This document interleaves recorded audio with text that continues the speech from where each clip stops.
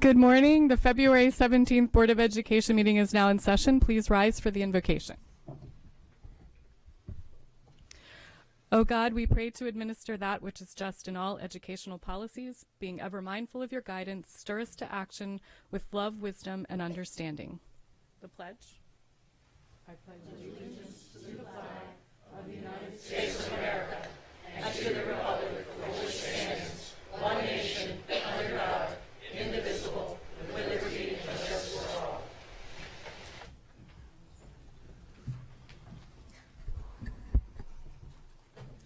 Before we begin, I'd just like to have a warm welcome for our two new board members, Maria Sasso on our end and Terry Gilliland on the other end.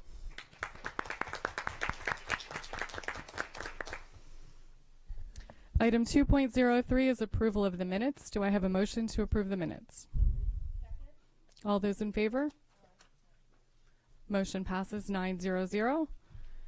Item 2.04 is establish agenda order, and the agenda stands as published. Item 2.05 is recognitions, and today we're going to honor our two outgoing board members, Debbie Ritchie and Solon Webb. I think we'll have Debbie come up. I don't think Solon's here today. So Debbie, you get to come and maybe sit there while we roast you.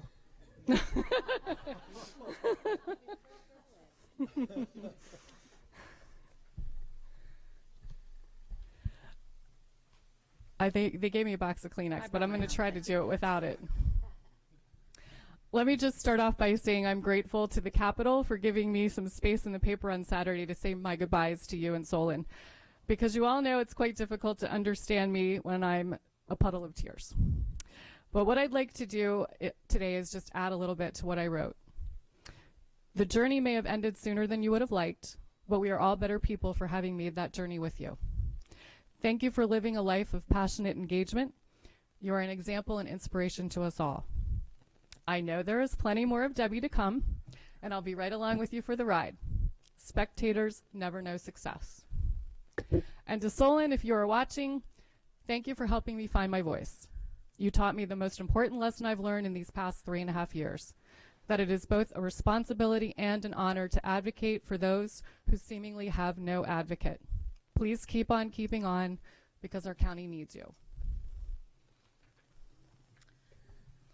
Julie.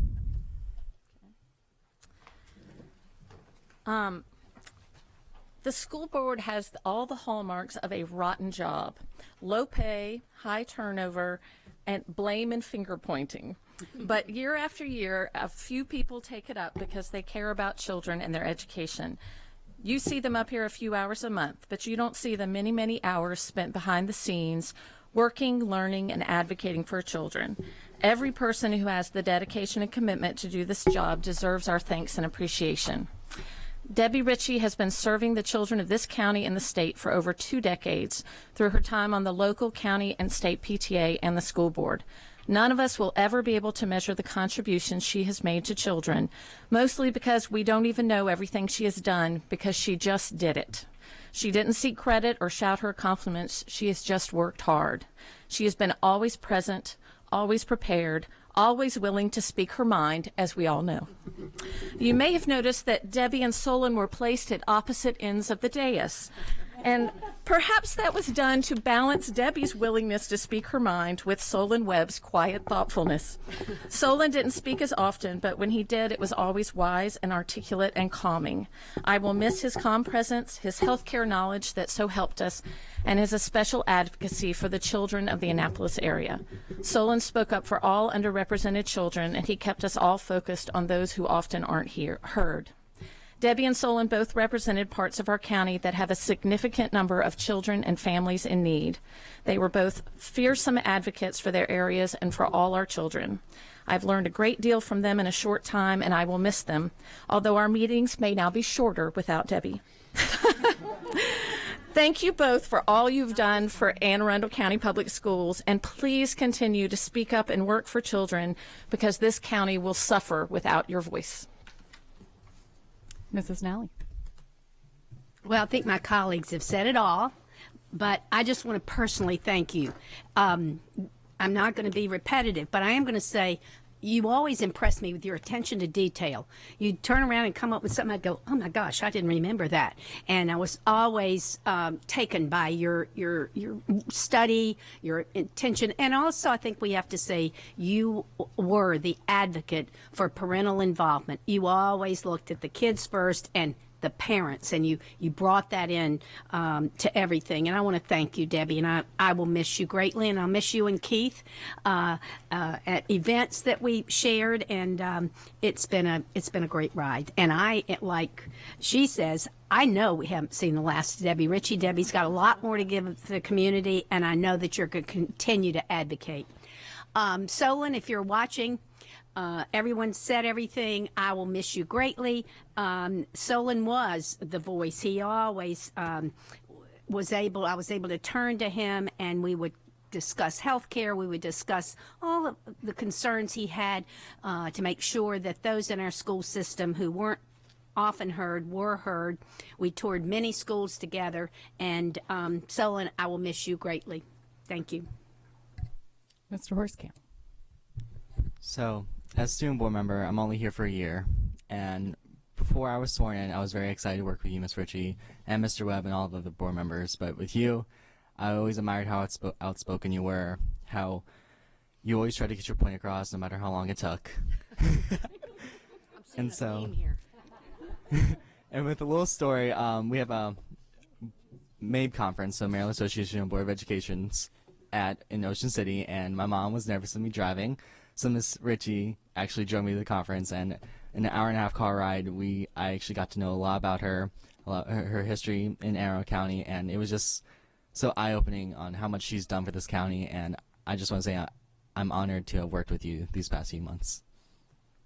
Mrs. Birch. First of all, I want to know why it only took an hour and a half to get to Ocean City. We got there in good time. I drive a little fast. All right. Debbie, I want to thank you for your service to the board, for being a tireless advocate, for having the biggest heart of anyone I know. And your contributions to this board have been immeasurable. I won't repeat everyone, but thank you for everything that you've done, and I'm very much going to miss you. I also want to thank Solon for always being a voice for the marginalized, for the forgotten, and for often forcing me to look at things a different way. So thank you, Solon. Dr. Frank.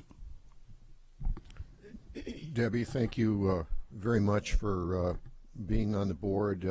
I think will always remember you in a very kind way as being Nurse Cratchit. You are always well up to speed, and you understand the insurance and taking care of people, because that's what you do every day, and we'll miss you. So thank you very much.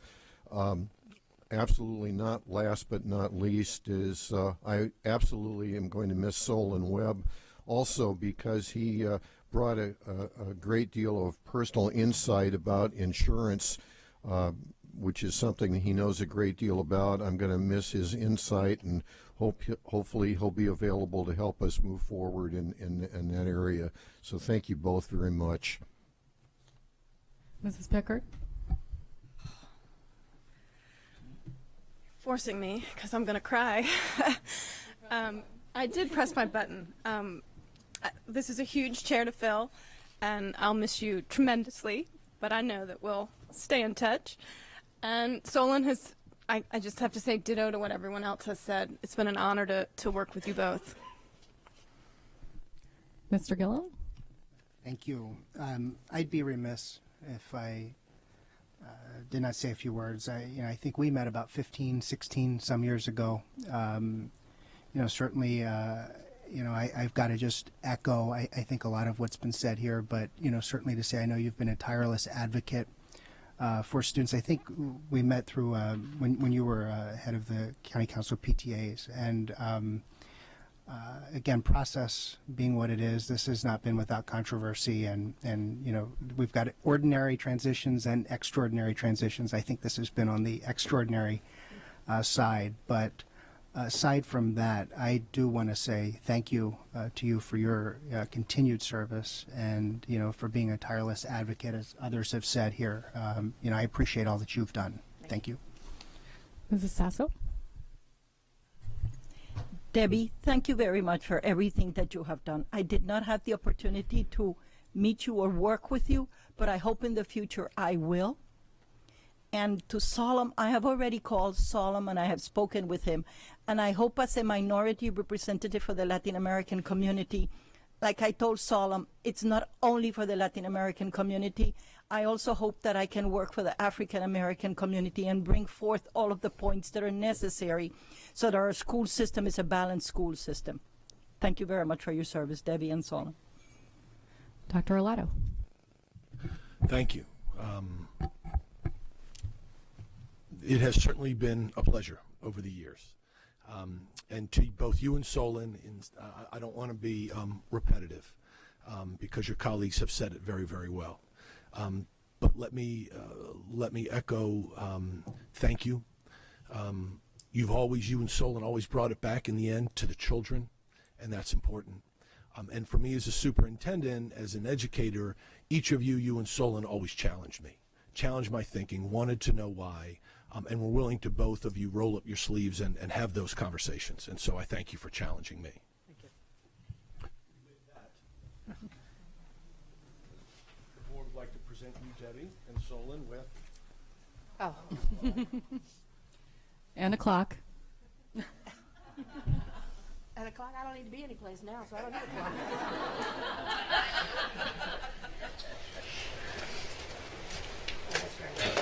Yeah, that's lovely. That's Thank you. good. Yeah, thank you very Absolutely. much. Yeah. Well, that's wonderful. You're welcome. Appreciate that. Thank you. Thank you. Thank you. Well deserved. Yes. Yep. I think they want pictures. I don't need to have any more pictures. They can't go on the collage. I know, that's it.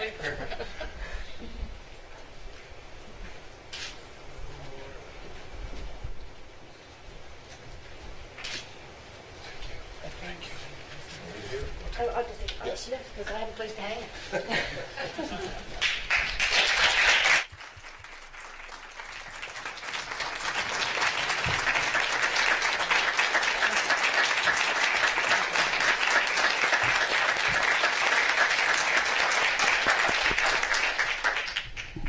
And I think Debbie would like to say a few words to us.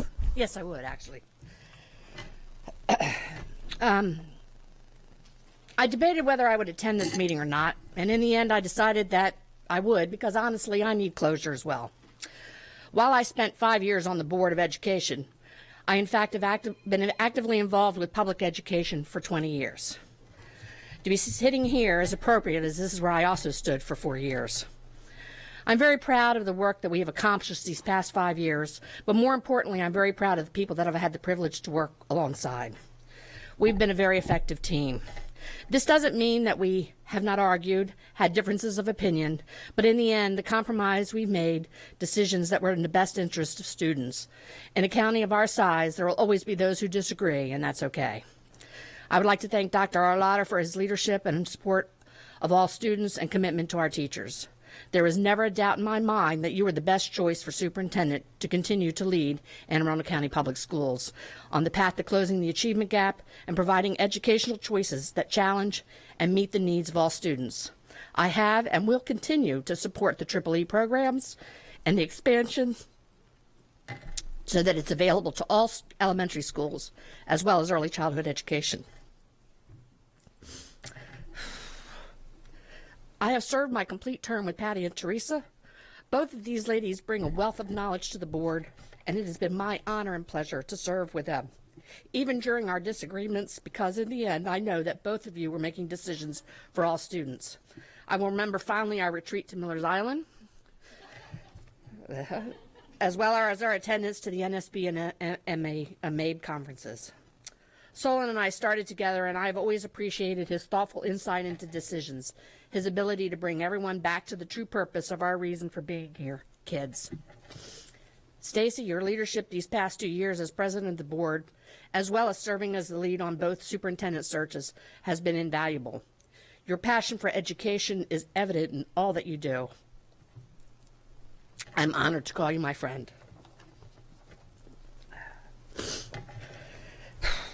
Allison and Julie, you are both great additions to this team. Your perspective on the multitude of issues has been invaluable. You both jumped right in and didn't waste any time in ensuring that your voice was heard in the decision-making process. Tom, while this is important work, more importantly, being able to spend time with grandchildren is the best. Congratulations on your new granddaughter. Jacob, you are an outstanding young man. I've been impressed with not only you as a student, but what you have brought to the table. You do not hesitate to share your thoughts and concerns that relates to students. I wish you well and the best of luck as you start your journey into adulthood. Terry and Maria, I wish you well and hope that no matter the circumstances that brought you here, that you remember that your job is to ensure that we meet our constitutional obligations to provide a free and equitable education for all students. To those on the left side of the room, the heart and soul of Central Office, I am so impressed with the commitment that you have not only to public education, but more importantly to the students and staff of Anne Arundel County.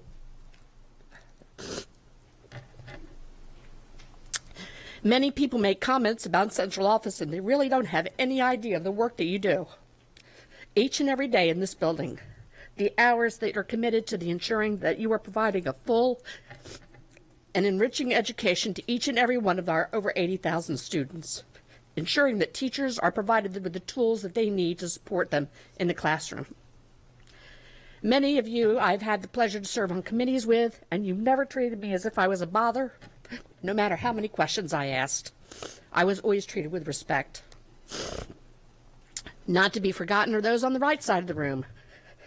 Many of you have been active partners and stakeholders in public education, and I have had the pleasure of sitting beside you as well. You have advocated for school funding, testified before the board to support of your organization in schools, and you are an integral part in ensuring that Anne Arundel County Public Schools meets the needs of not only the students, but staff as well. In August 1995,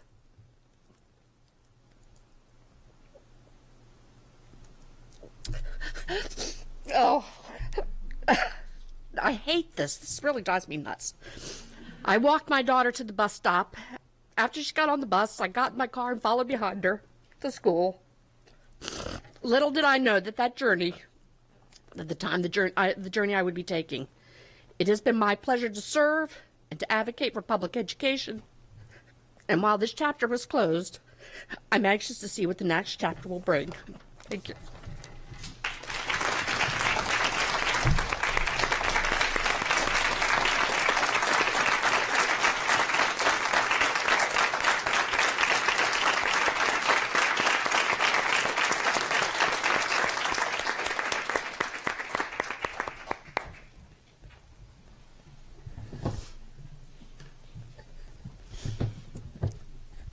Item 2.06 is school and community highlights.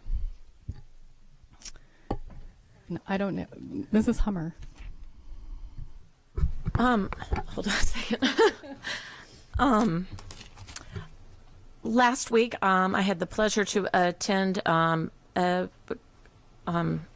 assembly at Brockbridge Elementary with Diane Macklin, who's a fabulous storyteller, a cultural arts assembly. She came to help celebrate African American History Month, and it was in large part thanks to the Arts Council of Anne Arundel that we were able to do that. So thank you to the Arts Council, and thank that we had that opportunity to bring to the children of Brockbridge. I also attended the Mead Feeder System Band concert on last Thursday at Mead High School, which involved all the elementary schools from the Mead Feeder cluster as well as the middle schools, and go Trombones.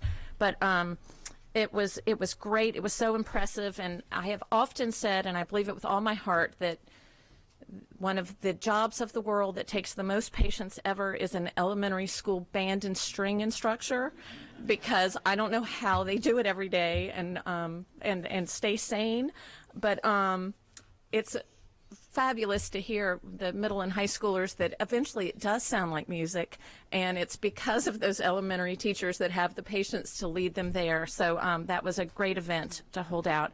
And also just a quick shout out to everybody. Awesome graduation rates increase to all the staff and all the people. Wonderful. So that was such great news, and particularly to Annapolis, Meade, and North County High School for their tremendous growth over the past 5 years. And I think that's just a testament to everybody in the school system of how hard they're working to close that gap. Yay. Mrs. Pickard.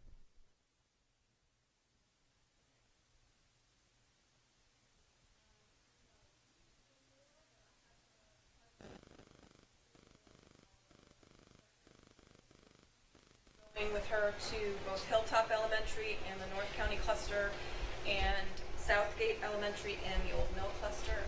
And like our custodians, I will tell you our food service workers are some of our unsung heroes.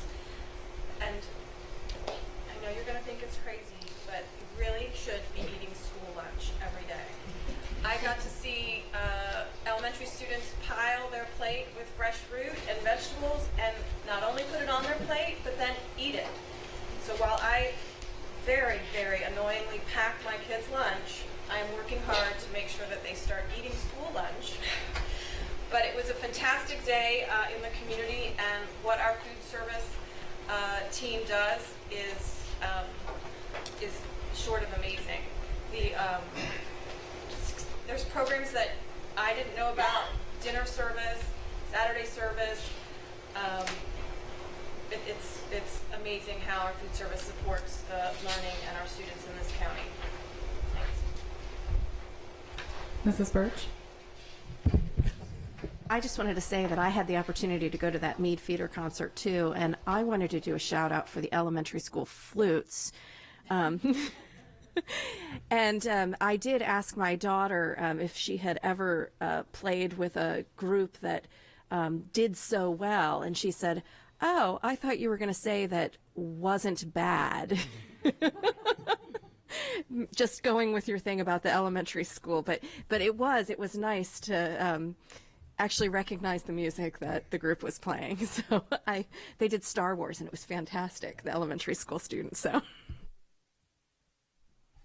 The only thing that I have to add is that it's legislative season, so on Fridays our delegation meets, and last Friday I had the opportunity to testify with Flory Bazell, our Executive Director of HR, about a bill that actually came from a field trip that Debbie Ritchie and I went on last spring to the Nashville City Public Schools Performing Visual Arts Program to try to have some adjunct instructors working in AACPS. So thank you, Flory, for coming along and answering the hard questions.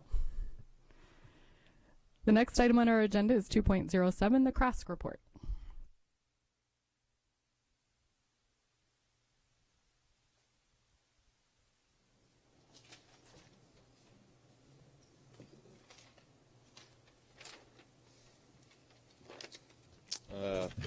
Greetings, President Korbelak, Dr. Arlotto, and members of the board.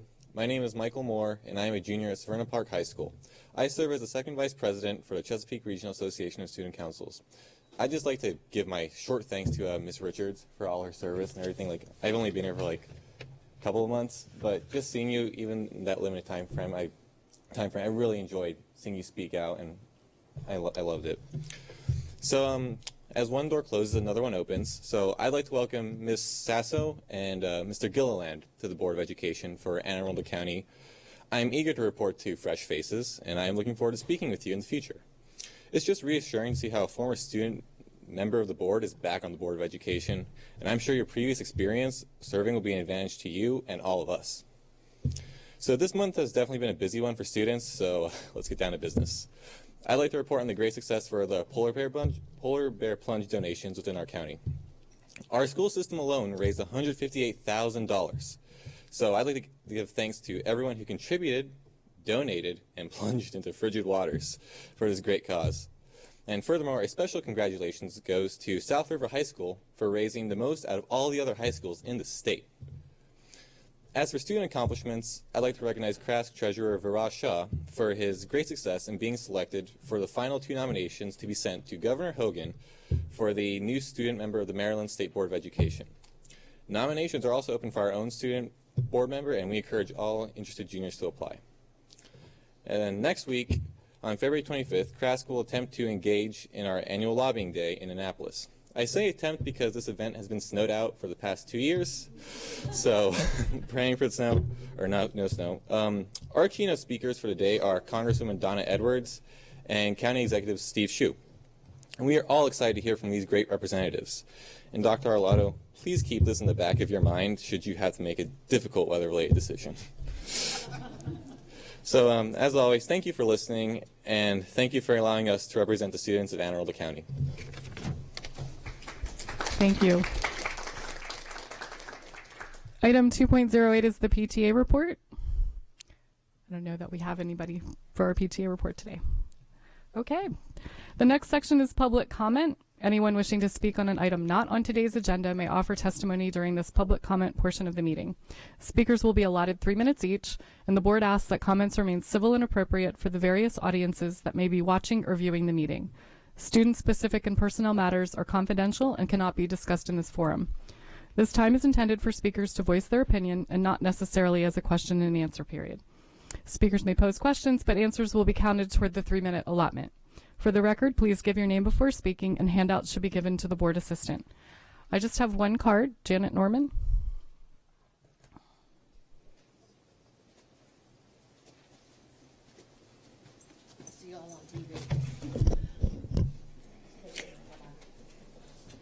Good morning, President Korbelak, Dr. Arlotto, members of the board, and especially the new members. Welcome to being here, and thank you for serving. For those new members who might not know me, my name is Janet Norman. I'm the parent of an exhausted 10th grader at Annapolis High School. I'm a proud parent to be associated with the phenomenal team at Annapolis High School who works incredibly hard every day to raise those graduation rates, and I'm so proud to be associated with them. I'm also the parent of a dreading 7th grader at Annapolis Middle. I'm a working scientist. I'm the founder of the Hillsmere Elementary Robotics Club, and proud to be a recipient of the Maryland PTA's Lifetime Achievement Award. As you embark on today's decisions, I want to give you some historical perspectives to think about, to consider. Presidential scholar Michael Beschloss talked about the things that Harry S. Truman went through in his decision-making, his actions that led to the end of the Cold War. During President Truman's term, he had an approval rating of 22%. He had to make some very unpopular decisions that were good for the country in the long run. And I hope you'll keep that in mind as you go through. Some other things in our history that we've learned as a scientist, I've learned about decision-making and studied decision-making. Often the most wise decision-making, or the thing that we should be doing, is very inconvenient.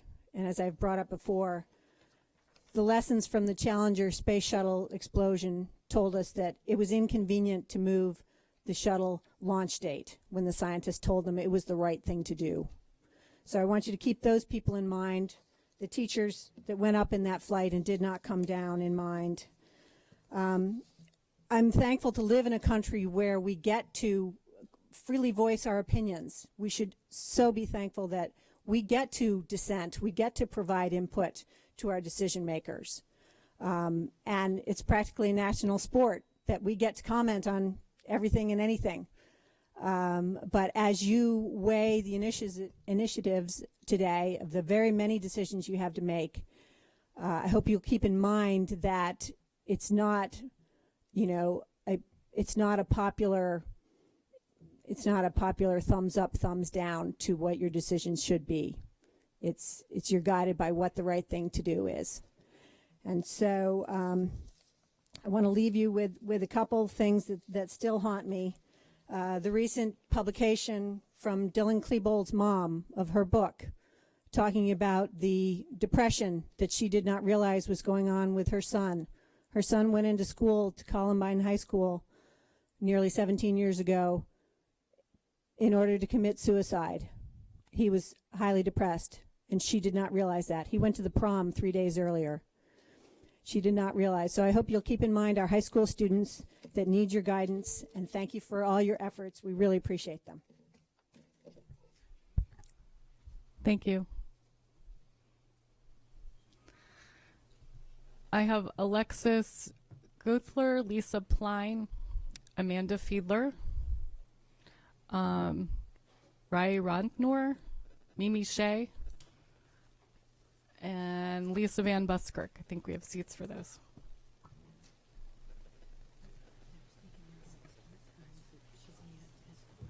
I don't know.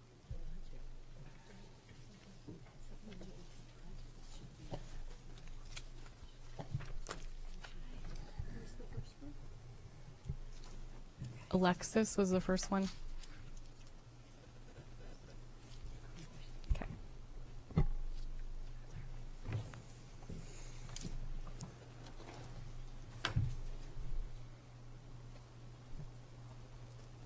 Are you Alexis?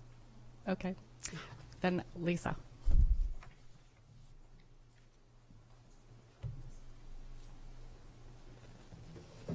Good morning. My name is Lisa Pline. I'm here today as an active parent in the Annapolis cluster, having been particularly active at Bates Middle and Annapolis High, as well as having served on the Annapolis Education Commission.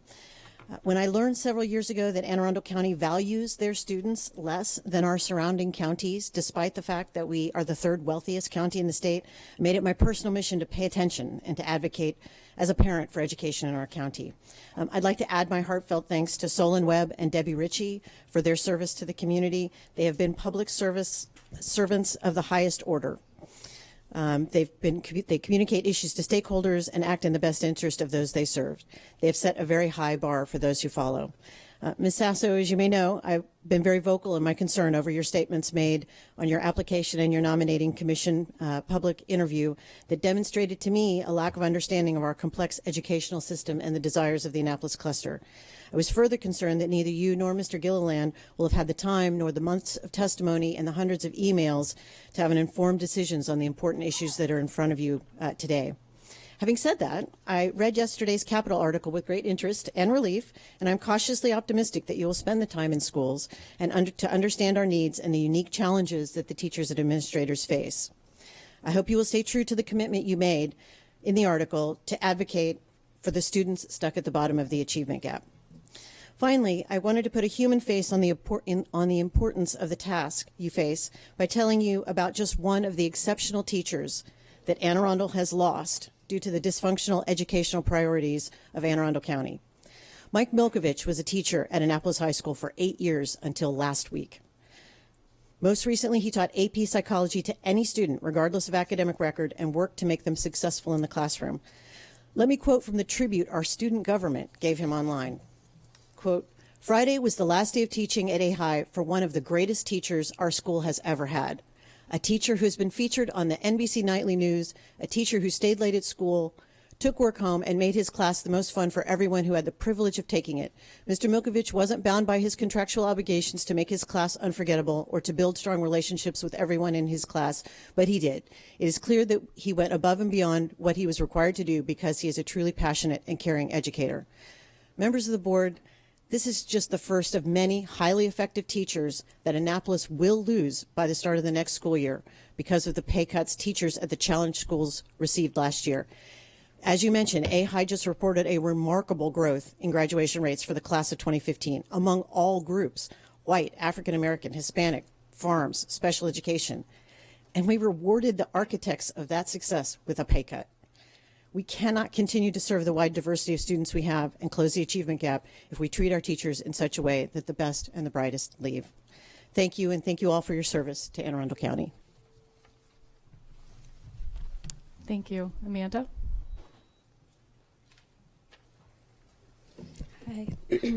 Thank you, Dr. Arlato, President Korbelak, members of the board. My name is Amanda Fiedler, and I'm the mother of 3 in the Broadneck cluster, actively involved in the school PTO. Several months ago, I came to my first Board of Education meeting to support the teachers in this county who are being actively recruited by neighboring, more competitive counties. Since then, I and many parents like me in the county have joined together and formed the group Profits, parents rallying officials for increased teacher salaries. We have worked tirelessly to educate the community on the current situation our teachers face and why we must take action before it's too late. Our group was formed in part due to a comment Ms. Ritchie made at the meeting about getting out there and telling a different story about what teachers mean to the students and the families in this county.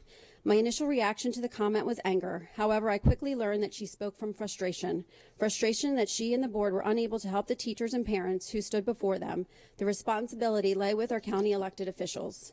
I want to thank Mr. Webb and Ms. Ritchie, not only for their years of dedicated service to this county, but for sitting in those seats and listening to the hours of heartfelt, honest testimony from teachers, parents, and students begging for change. As a parent, it was reassuring to know that an advocate for my children's education would stand with us for the betterment of our schools and in support of our teachers. It's unfortunate that they are not where they should be today, still sitting up there advocating with us. Ms. Sasso and Mr. Gilliland, I want to welcome you to the board, a position I'm sure you know holds great responsibility to the children, teachers, and families in our county. While I have been publicly outspoken about my dismay over the political strong-arming that got us to this point, I do hope that I and the parents in this county will see our representatives and not the representatives of anyone who holds a political office.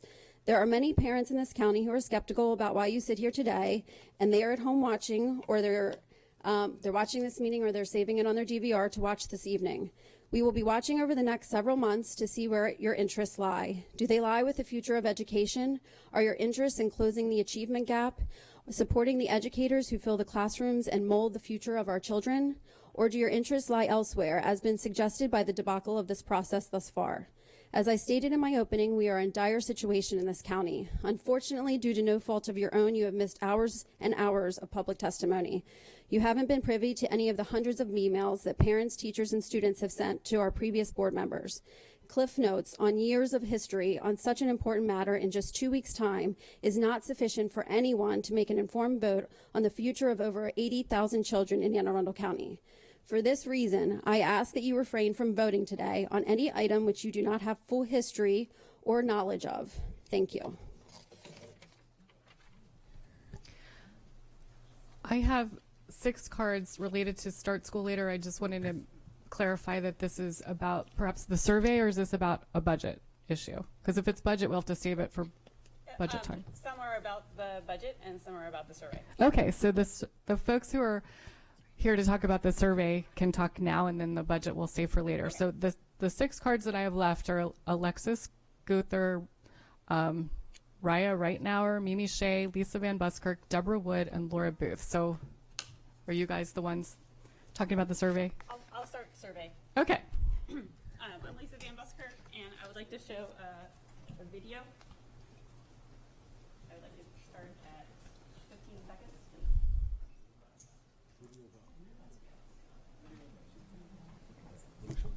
What's the video? It is a history of Start School Later type stuff. So it's not focused on the budget and the money, but it provides some history for our new members. Can we let Bob preview it before we share it with the public to make sure? Okay. Yes. And then I'll let the others speak. Well, he looks at it. Okay. Whomever would like to go next. Good morning, Dr. Arlotto and President Korbelak and members of the board. My name is Riley Reitnauer, and I'm a sophomore at Arundel High School. I'm a 4.0 honor student that has only missed 5 days of school in my academic career. I'm on the high school volleyball and lacrosse team and an active member in many other clubs. I mention this so that you understand how important school is to me and how choosing to attend this meeting and missing classes is not something I take lightly. I would like you to know how time change will greatly affect all of the students that want to do good in this world. Many of my fellow students agree with my view and could not be here today. A start time change of 90 minutes would greatly affect our lives and not for the better. We have no issue with beginning our day at 7 a.m. with bus pickup time at 6:15. This enables us to be dismissed at 2 p.m., have time for sports, after-school clubs, and study groups, and then have the ability to do nighttime activities such as alternate non-high school sports, work a part-time job, and complete all mandated homework. It also allows those with partial schedules to leave school early enough to take college-level classes or work those needed 8-hour shifts with ample time to do homework.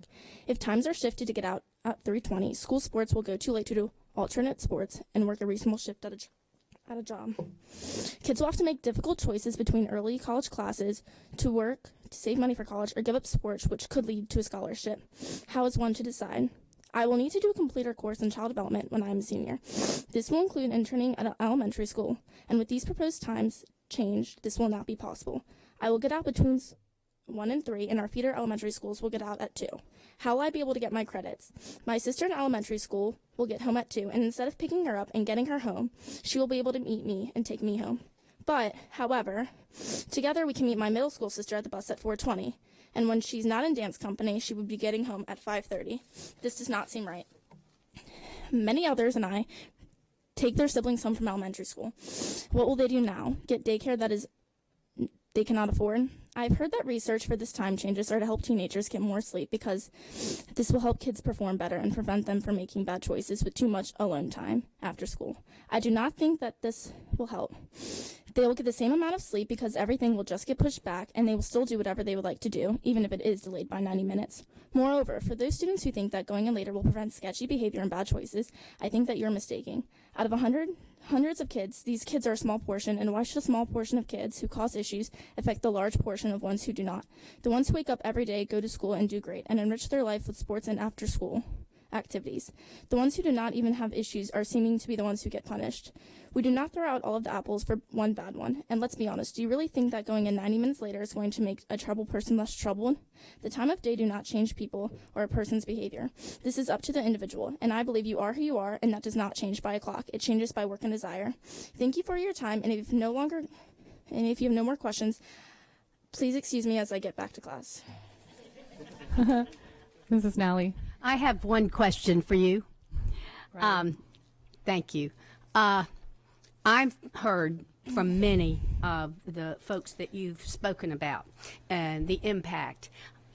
And many of them talk to me not only of all the things you mentioned, but of their need to work to support their families. Do you hear a lot of that among students? I mean, we have a lot of students who want to go in early because they really have to work. Yes, many students do have to work to help their parents. A lot of them are oldest kids with single parents, and they work and they give their money to their parents to help them. So you hear a lot of that too. Yeah, a lot of people do have to work, and they do support for their families. Thank you. Mimi.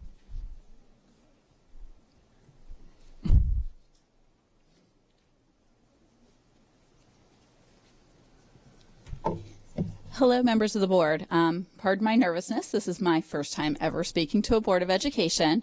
I am here because I am not a member of any specific group. I'm not a member of Start School Later, but I'm a parent who's been following this movement to start schools. So I have elementary school students, and I also teach at Anne Arundel Community College. I'm an adjunct. I teach an 8 a.m. class, so I am in the school with students. I was a high school teacher also.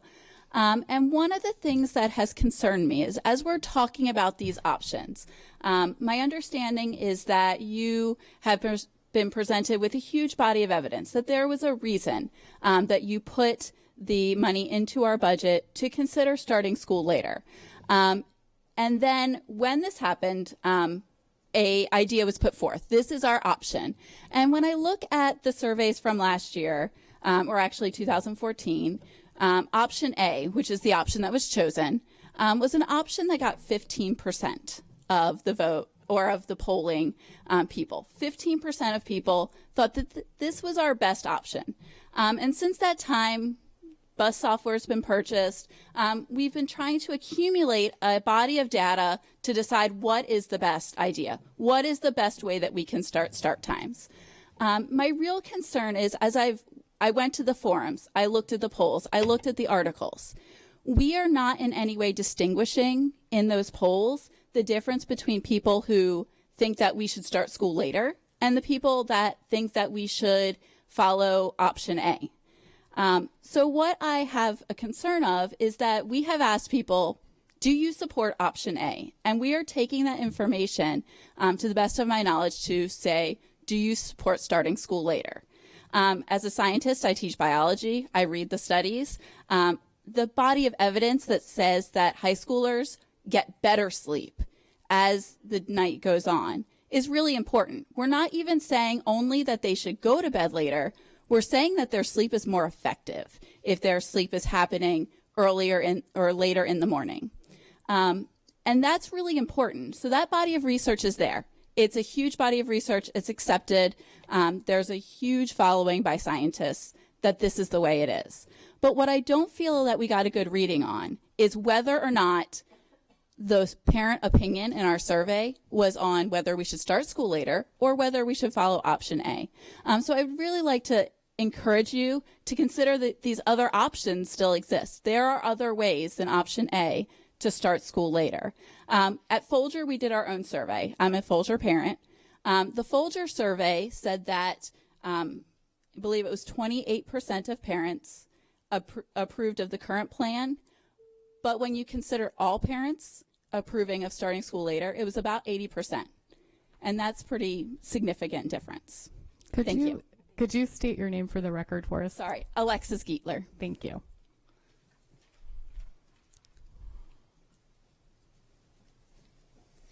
Hello, my name is Mimi Shea, and I'm a parent of an elementary school student and a high school student.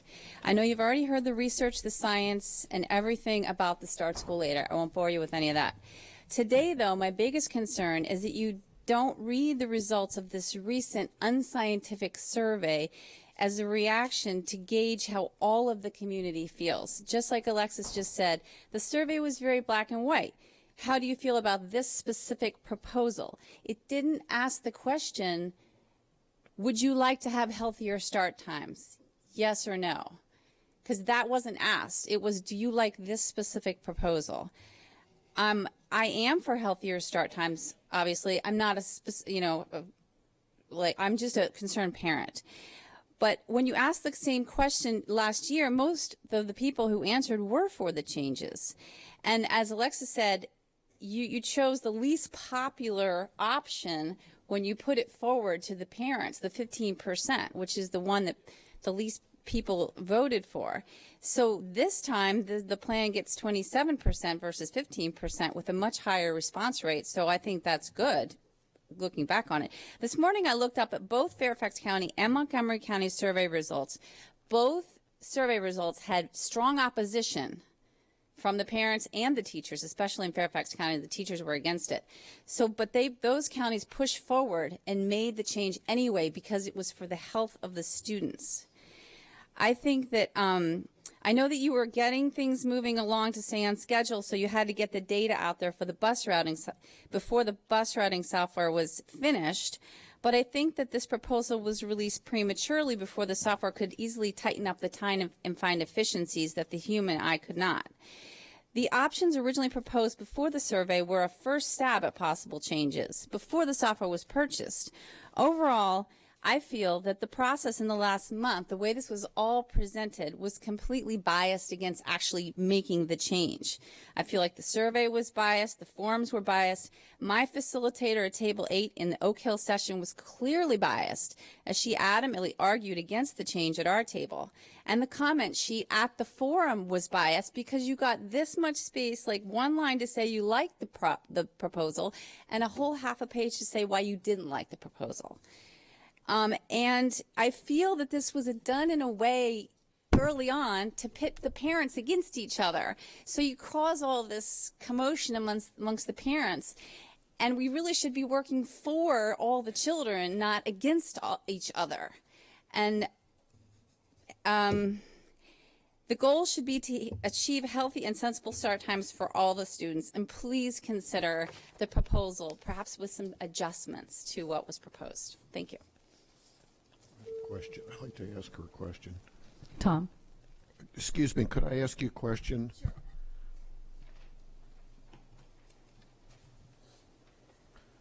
If you had to make the decision, on what basis would you make it?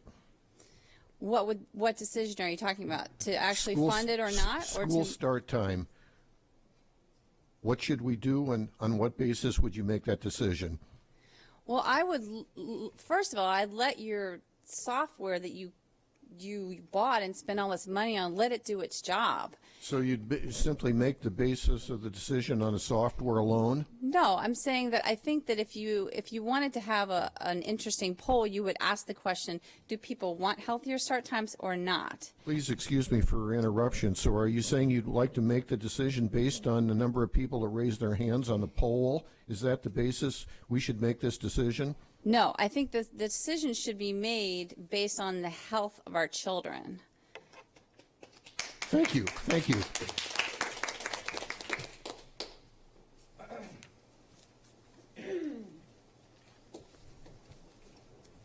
Good morning.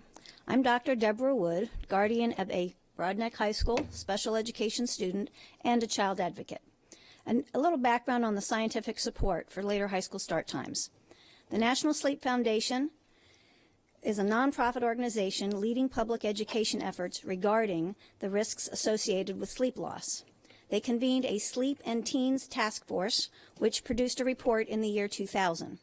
This committee was chaired by 2 PhDs and consisted of 4 MDs, 2 of which are also PhDs, as well as 3 additional committee members with PhDs. To refresh your appreciation of the caliber of this committee, the Doctor of Philosophy degree includes extensive coursework in being able to evaluate the research process involved in the scientific method. Observation, a question, background research, a hypothesis, experiments, analysis, and conclusion. To satisfy doctoral requirements, a successful candidate conducts original research based on relevant prior research. This group used data from NIH, the National Institute on Health, the Carnegie Council on Adolescent Development, the Center for the Study and Prevention of Violence from its Youth Violence Fact Sheet, in addition to well-respected university research, particularly the University of Minnesota. Edina, Minnesota, by the way, was the first school district in the country to adjust its high school start times in deference to the outcomes presented by this body of research. Sleep science research reveals serious detrimental effects of too early start times, increased risk of unintentional injuries and death from drowsy driving, as well as injuries from hazardous equipment in the workplace and at home, lower grades and poor school performance, negative moods, anger, sadness, and fear, and more difficulty controlling behaviors, specifically aggression and depression. Increased likelihood of stimulant use, including caffeine and nicotine, as well as an increased use of alcohol and other similar substances. The correlation between adequate sleep and learning can be summarized in 3 words: acquisition, consolidation, and recall. A refreshed and alert mind does a better job of taking in new information. During light sleep, the dream state, memories are reviewed, sorted, and tucked away. And this promotes the ability to apply what has been learned in a test, in a class discussion, and as the foundation for later learning. Other health issues related to inadequate sleep include diabetes, obesity, and heart disease. An important step in moving our county toward healthy and safe start times is to accept the analyses of the scientific community and not confuse this basic first step with issues that may affect resolving the problems that sleep deficiency causes. Maybe you remember asbestos, linked with lung cancer and other health problems.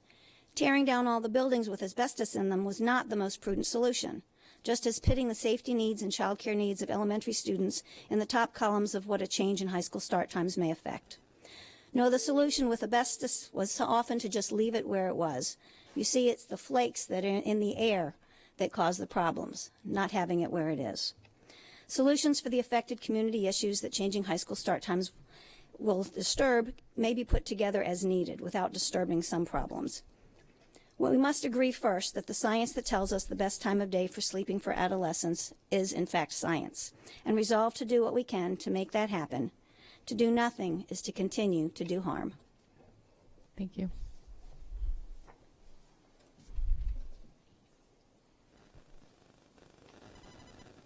Good morning.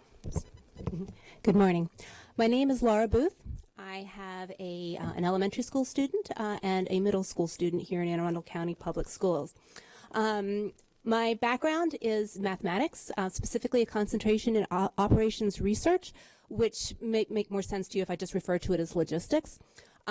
Speaking as a mathematician and as someone trained in the art of operations research, I have all the same concerns about the survey and the proposal that was set forth. The survey was, I felt, somewhat skewed in that you presented one limited option without really saying, do you support overall changing the high school start time? Or how do you feel about all of these other sort of waterfall effect, other school start time changes at the same time without giving people an opportunity to react independently? A lot of the objections that we heard were from the middle school start time, that the middle school start time was going to change, but that doesn't necessarily reflect how people felt about the high school start time. The high school start time is broken. It needs to be fixed. You've heard a lot of research that it's not working. We need to address that. The question isn't if we should. The question is when are we going to and how are we going to do it? Speaking as the mathematician again, I'm concerned that we put forth a proposal without using the busing software that is going to give us the best possible proposal. We have a proposal, but we've done nothing to validate that proposal. We haven't run any simulations. We haven't collected any evidence to say this is the absolute best that we can do. I don't think it's the best we can do for our students, and honestly, I don't think you do either. I think that we need to use the tool that we have committed to using to find the solution that's going to work for all of our students, not just high school, not just middle school, and not just elementary school students. I came here today for two reasons. First, I wanted to commend you. I'm glad that you're addressing this issue. As a parent, I felt for a couple of years, I felt very frustrated that no one was paying any attention to how important this issue was.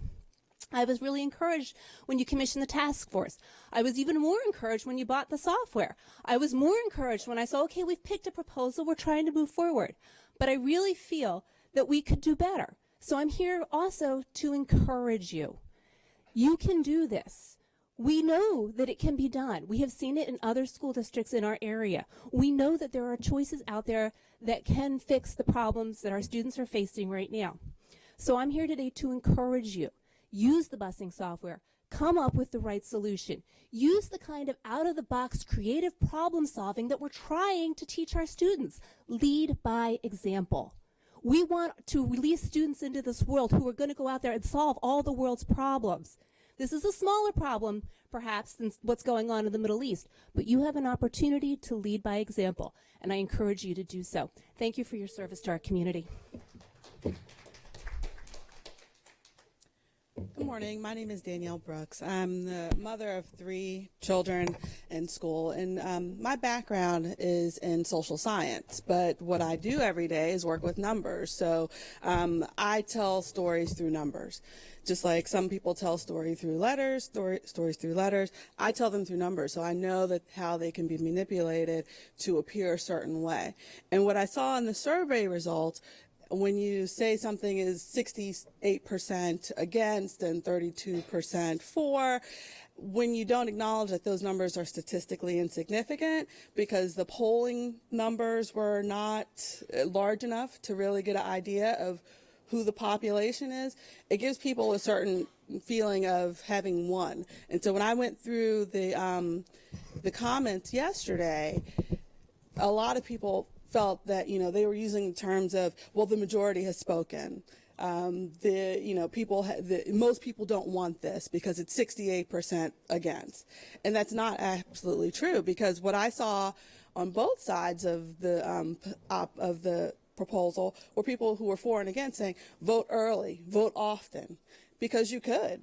And so when I look and see that there are 14,000 500 plus responses, and they're described in the results as unique responses, they aren't necessarily unique unless you go back and look at every IP address. And I don't want to get off track. I went through 2 forums, and I experienced a lot of what the other speakers said before me, and a certain bias from the facilitators at my table.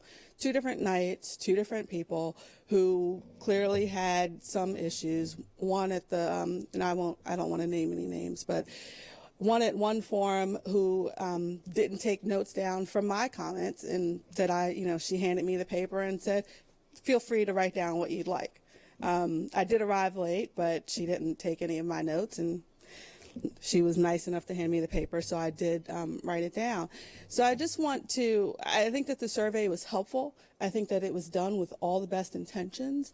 I don't question that, and I appreciate you doing your best to try to get people to pay more attention to this proposal. But I do think that the survey, from what we have with the numbers, is really just a nice sort of reference, if you will, because the population that took the survey is skewed. It's, they were self-selected, and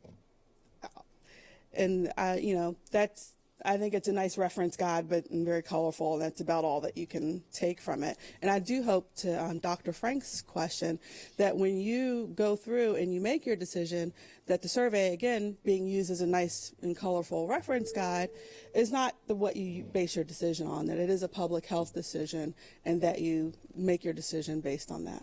Thank you.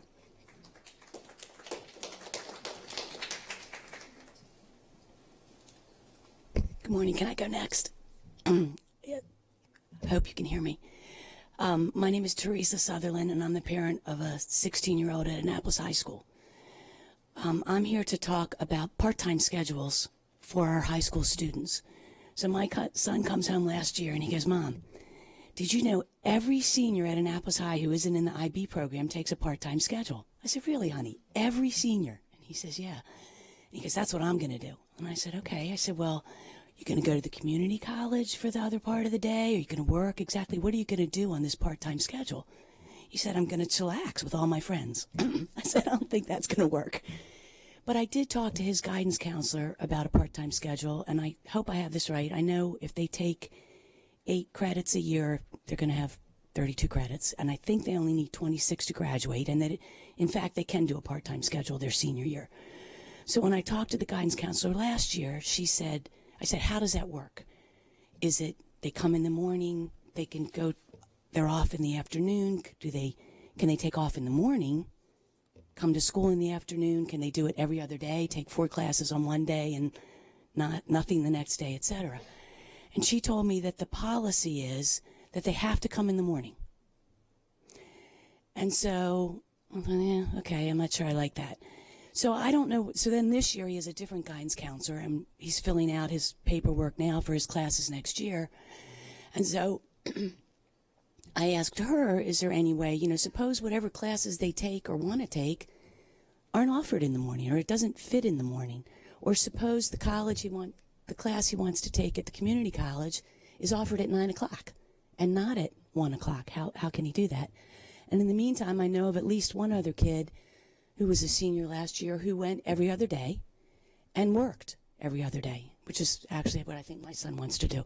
So I'm not sure if that really is a policy. If it is a policy, I know that you guys are the policy makers. I know Dr. Arlotto will,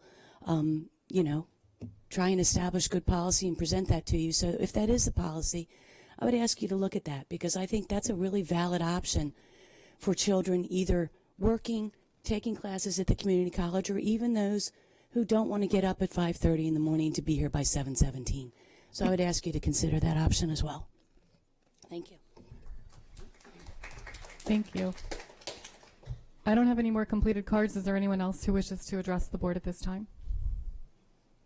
Okay. We will move on to item 4.01, the superintendent's recommended fiscal year 2017 operating and capital budgets. This is an action item. Dr. Arlotto, your recommendation, please. Yes, ma'am. With regard to the operating budget, I recommend approval of the $1,136,947,535 operating budget and any approved adjustments. With regard to the capital budget, I recommend approval of the $255,595,000 capital budget and any approved adjustments.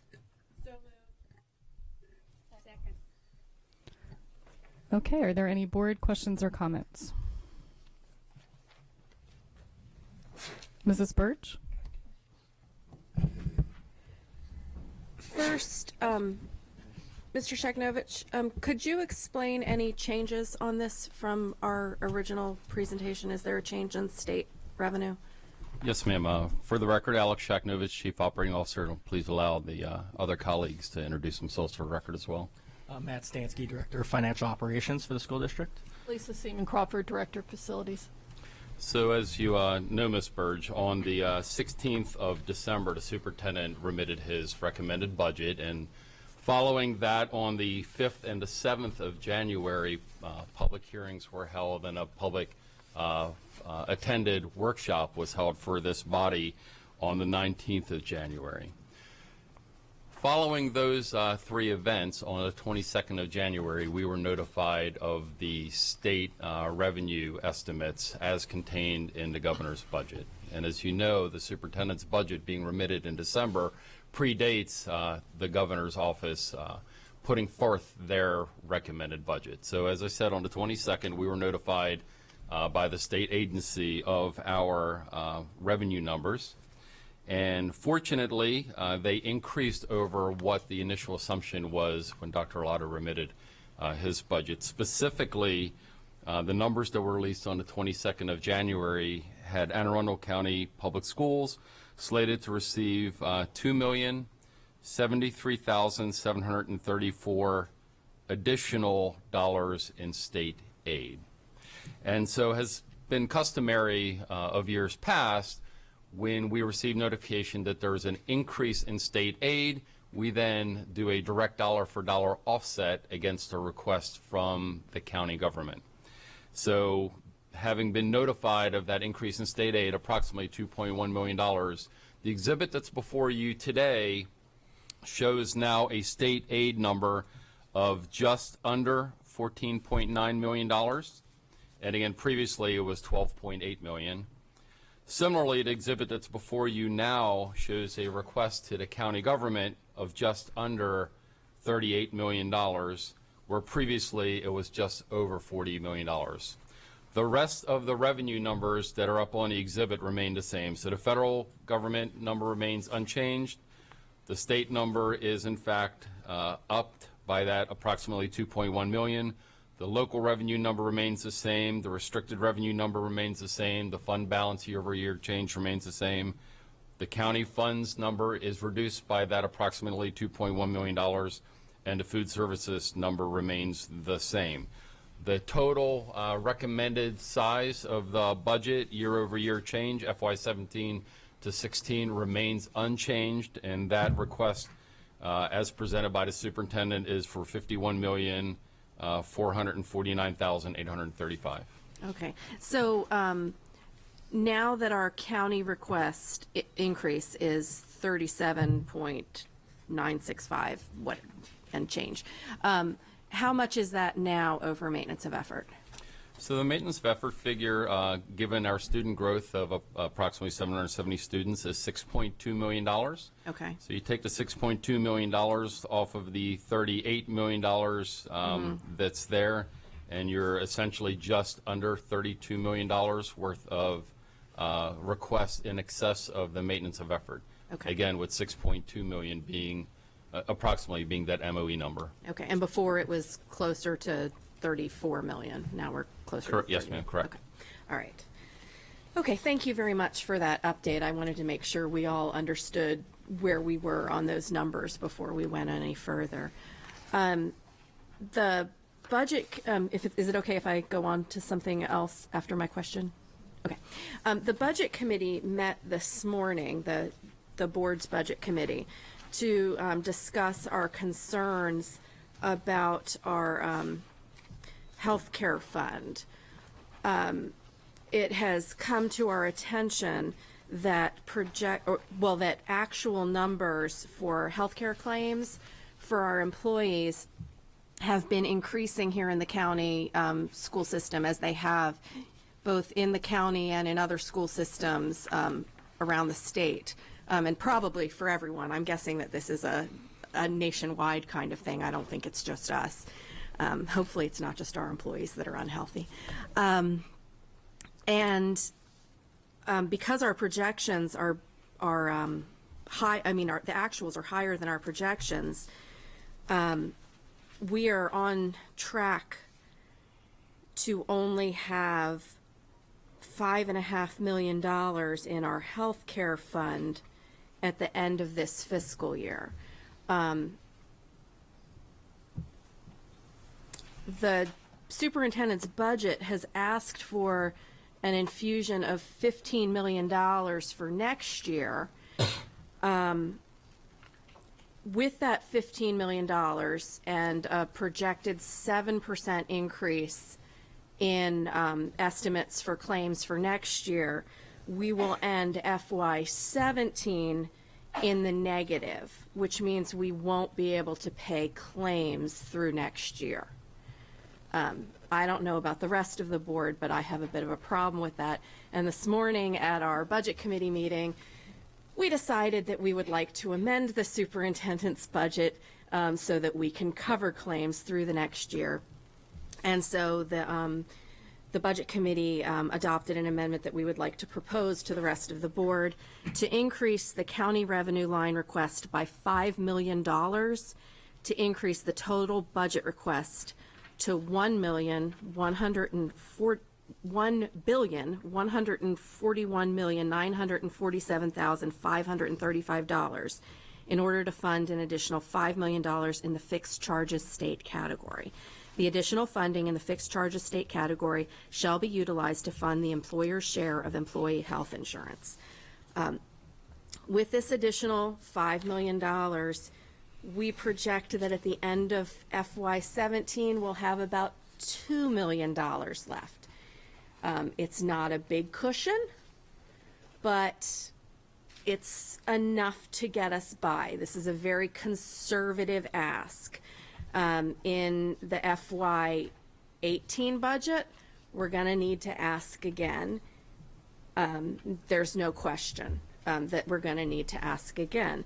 This is certainly a result of the that line, money from that line being transferred to other categories over the last 2 to 3 years. We don't have as much going into that account as we used to, and the money's needed, and we need to pay our employees' health care bills. If we don't do this, I'm afraid we won't have, we're self-insured, I'm afraid we won't have enough money to pay those bills. I don't think this motion needs a second because it's from the committee, so it already has 2. Your committee this morning was, it's you and Mrs. Hummer and Dr. Frank? Dr. Frank was not there when we, okay, but there were 2 of us, so I, okay. I don't, is Tyson here? I don't see Tyson. I don't think a committee amendment needs, I don't know. What? Oh. Well, we have, Julie can second it. Okay. Okay. Just to be sure. Okay. All right, is there any board discussion? Dr. Frank. I just would like you to do your best to explain to the public the consequences of this decision. The consequences of the decision or the consequences of not making the decision? If we do this, it means that our employees' health care claims will continue to be paid. If we don't do this, then at some point next year, we will no longer be able to pay our employees' health insurance claims. Okay, I don't have any other board questions or comments. Is there any public comment on this amendment? Okay, so All those in favor of amending the fixed charges category by increasing it by $5 million? Motion passes 9-0-0. Are there any other proposed amendments to the budget? Ms. Pickard. I move to amend the FY 2017 operating budget by removing the $8.1 million request to change school start times. Second. Okay, is there any board discussion? So your amendment is to remove $8 million to take it to 0? Okay.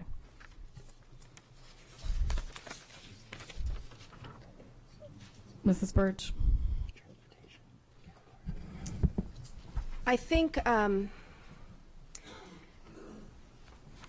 know that we've heard from a lot of folks about a lot of different things about this issue, and I do believe the science, but I also know that I've been told many times to be responsive to the citizenry. It's two very different things. I don't think that Anne Arundel County is ready for this. Something interesting that was said a little while ago is that this most recent survey was perhaps skewed because the people that answered it were self-selected.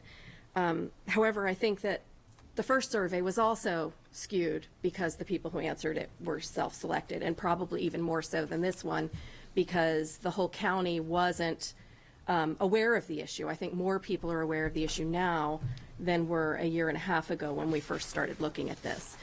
I think that we all have a lot. I'm not going to vote to take this money away because I never want to do this. I am going to be voting to take this money away because I need to make sure that teachers get their pay increases and that we can pay our teachers healthcare claims. And I need to make sure that we send a clear message that, you know, those are my priorities. I need to make sure our teachers stay here. And right now, this year, that has to be my priority. I have to make sure that we don't lose our teachers. And I don't think that an additional $8.1 million for starting school later, when there is a huge outcry against this, when we have so much more work to do on a better plan, is the right thing to do. And I know people are saying that we should be asking people directly if they want their high school start times changed and not mention the impacts that it's going to have on other school times. But we can't. We can't mention it in a vacuum because it will impact other school times. You can't just say, don't you want high school start times changed? Of course, everybody would like them to start at 8:30 or 9 o'clock. But it does have impacts and it does have costs. And we do have to set priorities up here. And I have to think about, for my own vote, what those priorities are. And we're bleeding teachers right now. And I need to make sure that the powers that fund us know that a pay increase is the most important thing to me, and paying our employees health care claims is a priority to me. So, and that's why I'll be voting for this. Mrs. Hummer. I know and accept the research regarding later school start times and the benefits to the children. And in an ideal world, we would change the start times to the CDC recommended hours. However, in the actual world we live in, there are limits to our funds and multiple priorities in our mission to educate all children equitably.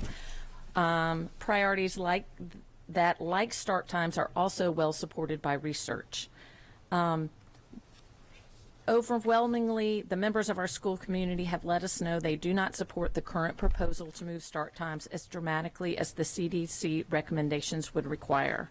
We've had a mountain of thoughtful feedback from families with students of every age, from bus drivers, from teachers, from child care providers, and the concerns they raise with this shift are real and not easily fixed.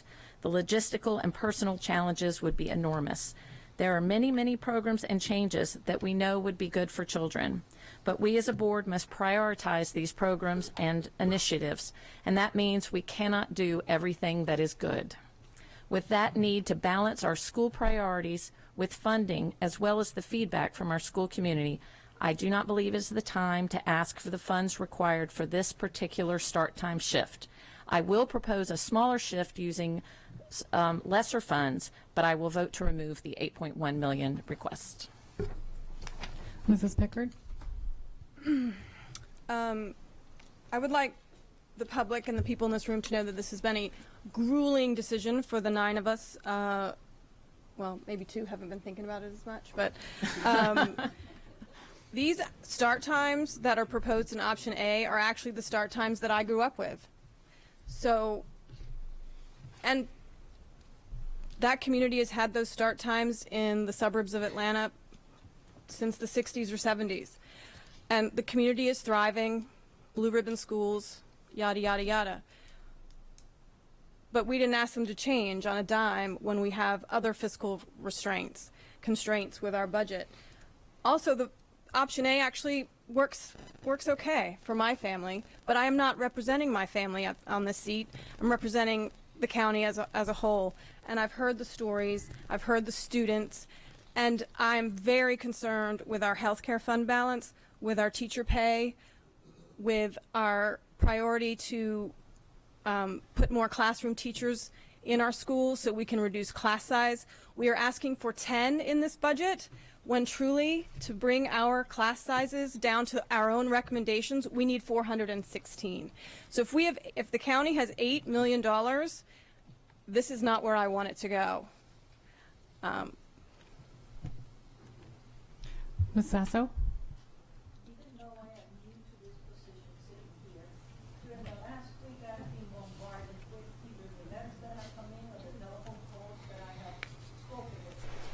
Unlike the rest of the board, I do see the need for the health and safety issues. It is feasible for it to be done, but it is not feasible with the financial limitations that we have now.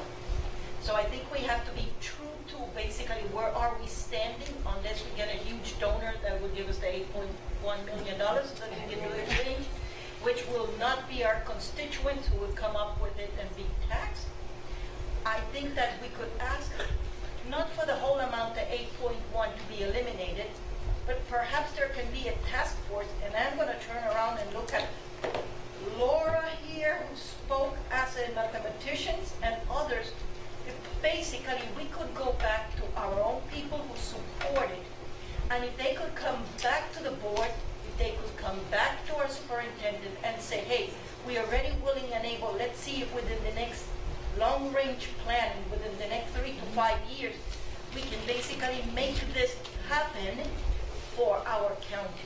But it's not something that overnight can take place. And I think we need the community involvement of those that can develop, according to them, a good survey so that we can bring a good answer to it. I would not agree to the total elimination of the 8.1 because I would like to see something happening during those 3 to 5 years for a long-term planning for it to eventually happen. Dr. Frank? Thank you, everyone. I must say, in a small amount of humor, this is probably one of the most difficult questions that I think has come in front of the board, and sometimes I wonder why I'm here, but with a scientific background, it's very difficult for me to vote against the science. Apparently, kids need more sleep to do better in school. That's what the peer review literature says. Well, that's point number 1. Point number 2 is if you let people raise their hands and let them vote, you folks have shown up. Your vote counts. So it makes the decision rather difficult, and I have a feeling I may vote against the public, but if that's what you want, then maybe that's what we should allow you to have. Mr. Horskamp? So I too agree with the science. I am a student. I experience this every day, and we've also had students in the past, even today, comment on why we shouldn't change start times. I believe this process is being rushed. There are many factors that have not been evaluated and should be taken into consideration before we actually change start times. So this is how I'm prioritizing my decision today. I'd just like to add that I will not be able to vote for a motion that cuts funding for healthy school hours down to 0. Anne Arundel County has the earliest start times in the state.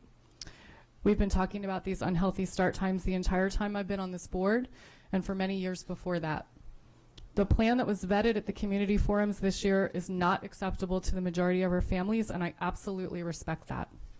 But as a parent who spent the last decade raising 4 high school students, I have seen firsthand how unhealthy a 7:17 a.m. start time is for teens. I've heard from many of you who say this is preparing our kids for the real world, but I don't know many real world jobs or college classes that expect you to be at your desk ready to participate at 7:17 a.m. I personally would like us to revisit some sort of small slide. It doesn't get us to 8 or 8:30 start times, like the scientists and the experts recommend, yet, but it's a move in the right direction. However, if we revisit a slide of any type, we're going to need more than 10 buses to ensure that our outlier elementary and middle schools aren't starting after 9:30 or ending after 4, which is the range that we have right now in some of our schools. There was a plan that tried to address that. It was labeled E1 in the task force report, and it cost about $1.8 million. It's an additional $1.2 million above what we already have saved for this initiative. It's not the plan that I'm advocating for, but it gives us a dollar figure to work with, unless we happen to have an extra $1.2 million in fuel savings in our transportation fund right now, and I don't think that's the case. I have a procedural question. Mm-hmm. With 2 new school board members, does this decision have to be made today? The vote on the amount of money for the budget does, yes. Mr. Gilliland. One more procedural question, if I may, then. This vote on this amendment is specifically to draw down the proposed funding to 0. That does not mean that there cannot be another amendment. Correct. Thank so you. We'll vote on just the $8 million to 0. Thank you. Ms. Pickard. I would just caution my colleagues to,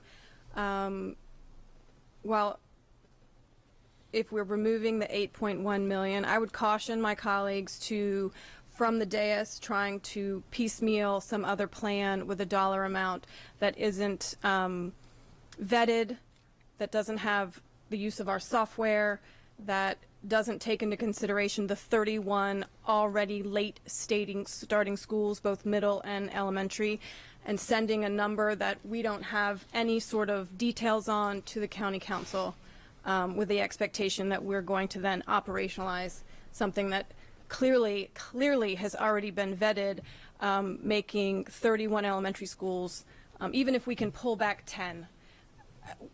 This ping pong back and forth trying to make this decision when there really needs to be thoughtful discourse. I would just caution my colleagues from moving forward in that way. Mrs. Nally?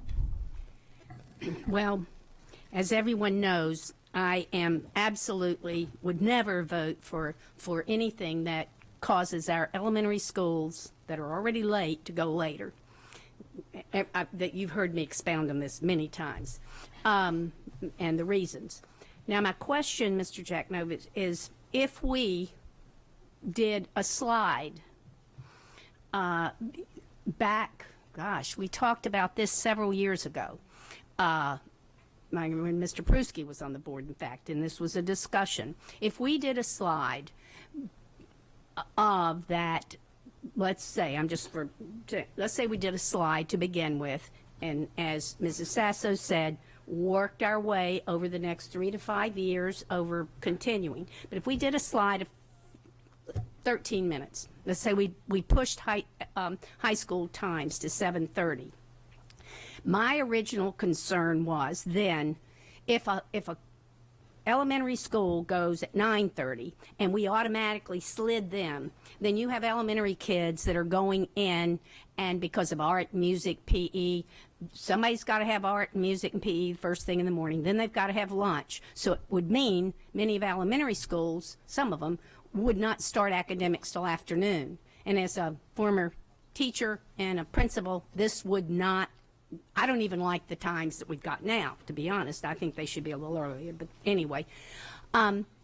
So what would, and I know you're the brilliant mind behind numbers, and I don't want to put you on the spot, but if we proposed a 13-minute slide and bought, as similar to what she's talking about, extra buses to make sure that those 11 schools or so would not go later, and I don't know, I'm just throwing out 11.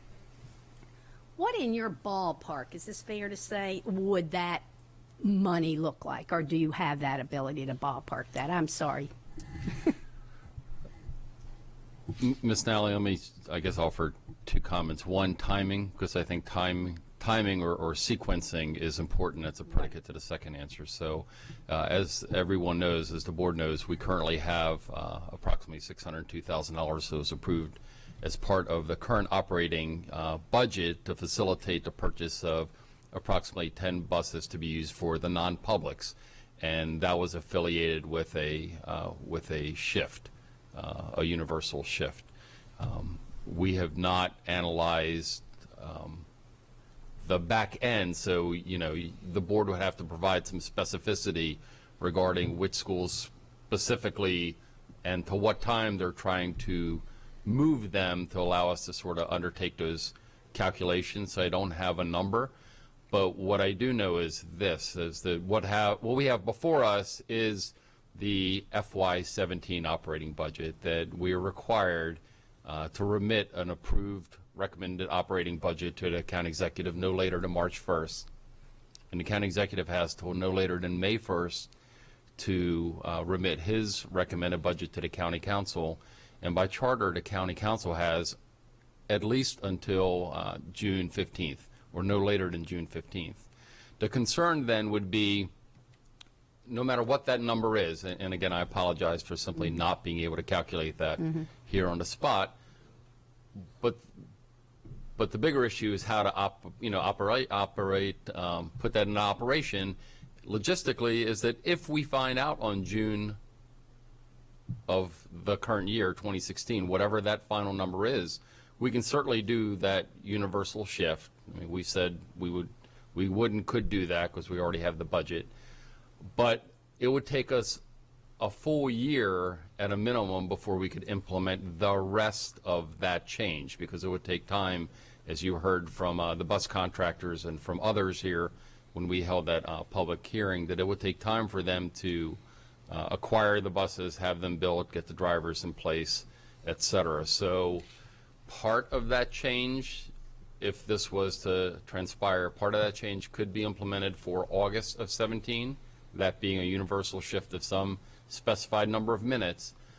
But the corresponding shift on the back end to pull in closer or earlier some of those late closing schools could not transpire until August of 2017. So we would be in a temporary condition for at least a year.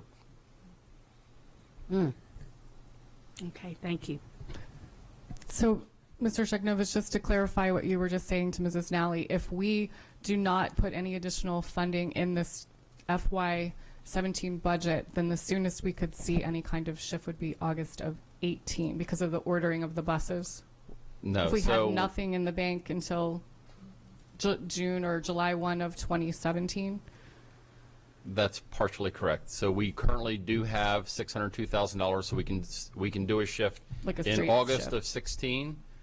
We could do that universal shift in August 17, whichever time, because we already have that money for that universal slide or shift. What we don't have, what would have a year delay factor, would be the acquisition and onboarding of those additional buses and drivers to then materially impact the PM dismissal times and bring them forward. So if we vote to put any additional funds in the account for this year to receive them July 1 of 2016, we would do the outliers in the fall of 2017. But if we don't put any money in this budget, then we're back here next February let's say we add it then we're looking at pulling the outlier schools back in 2018. Fall That's of essentially 2018. correct, yes, Okay. ma'am. Mrs. Birch? Even though this really isn't on the motion, because the motion is about deleting the 8.1, I recall when we spoke about this either a year or two ago, my years are starting to mix together after 8 of them. But when we were pulling in the late schools to the satisfaction of those of us who are most concerned about the elementary schools going too late, the costs ended up being almost equivalent to the $8 million option. I mean, we wanted to add so many schools to that piece. And I actually see Ms. Brandenburg nodding, because I remember we're like, well, you have to add this school and you have to add this school. And our numbers ended up being almost equivalent to the initial option of shifting everyone. So a 30-minute slide that would be satisfactory to those of us who don't like elementary schools going late will cost ultimately the same amount of money as the option that the Budget Committee has proposed taking off the table for today. So I just wanted, I don't remember the exact numbers, but just to put that out there, we had done the numbers at that point, and it was about the same, because we had to add so many buses to pull those schools back. Well, and just to add to what Mrs. Burge said, with doing so, we don't get anywhere close to the science that everyone has been discussing for the last teen years. So I don't see why we would spend $3, $5, $6 million to not actually achieve the science, when we could right now spend 8.1, which I don't find a priority, to actually get to the science. So it's like a vicious circle of madness today. I don't have any additional board questions or comments on the motion, is there any public comment? Come on up.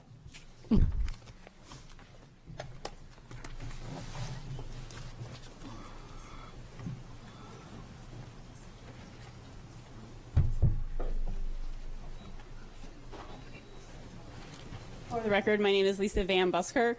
I represent Start School Later Anne Arundel County. Bob, can you play my video? I've been asked if we can just watch the video as a board after the meeting. No, because I'd like the public to see it. We have not in the past shown videos that haven't been previewed, so. Well, Bob just previewed it. But we have not had the opportunity to preview. Would you like to preview it now and then show it to the public? No. But you certainly can speak to. Well, I think that certainly the visual impacts of the students falling asleep, as demonstrated in this video, are instrumental to the discussion. I believe that the testimony demonstrated on the video that was presented to Montgomery County is more relevant than anything I could say. I think the testimony of the student member of the board in Fairfax County and his support for healthy and safe start times are particularly relevant to Mr. Horstkamp. So I'm sorry that the visual effects of that are not available to you. I think the statements from Judith Owens, one of the authors of the American Academy of Pediatrics report on which all this discussion is based, I think is incredibly relevant. It's not exactly in the video, but her point is that to do nothing is to do harm. So if you remove the $8 million as you're proposing, but then perhaps follow along some of the discussions and say, well, we're not prepared to do anything, then you haven't helped the students that we're trying to help. And yes, there are problems with the slide. There are problems with Dr. Orlato's proposal. So then I ask the board to consider what can you do to help the students next year, in 2 years, in 3 years, in 4 years over their life as they go through. And not just the high school students, but also the middle school students that were so negatively impacted by Dr. Orlato's proposal. What do you do to propose to help them? How can you solve that 9:30 shift for them? What do you propose? So perhaps some parameters from the board of what you can do with existing budgets and future budgets. So since I'm unable to show the video, and I'm very disappointed by that, I'll defer to my colleagues. Thank you.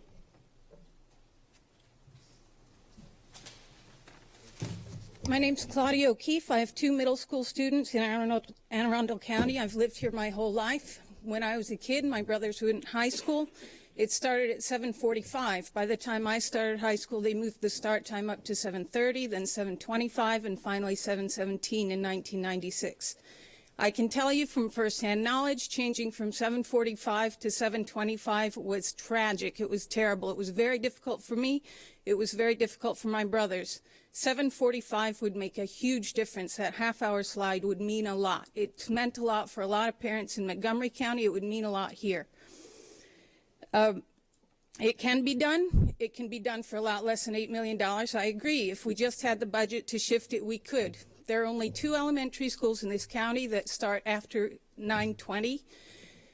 Rearranging those 2 schools, which are in the Meade District, would bring the latest elementary finishing time to 4:15. I've already done the math. I've already input all the school start and finish times, and it can be done at no cost. There is additional cost for the out of system buses. That's what the $600,000 is for. I don't know if you would want to make additional changes for the school system for the elementaries that start at 9:15 right now that would be pushed a bit later. But it can be done. It can be done for a reasonable amount of money. In 1996, when they shifted the start times to 7:17, there was someone on the board who actually said, if only we had a little bit of money, we could make this healthier for our students and start school times later. In 2000, the board said they were finally going to act. After years of trying, they were finally going to start schools later, and they didn't do it. In 2005, Winship Wheatley, the previous transportation head, came up with options to change school start times later, and it didn't happen. It's not a new thing. It didn't start in 2014. This started from day one when they instituted the 7:17 start time. They knew it was wrong, and they didn't do anything about it. We've had 20 years now to figure this out. I think it's about time somebody finally did something. It's not a new thing. We do know we can do it. We know we can do it for a small amount of money, and I think it's very important that we try and do this for our kids. Thank you.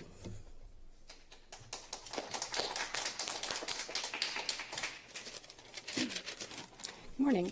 To those of you who remain seated, thank you, and I appreciate you listening to our testimony. My name is Heather McIntosh. I'm the parent of 2 kids in the school system, and I have participated in the School Start Time Task Force with Jacob here, who listened to all of their scientific research. I'm beyond horrified at the way today has unfolded.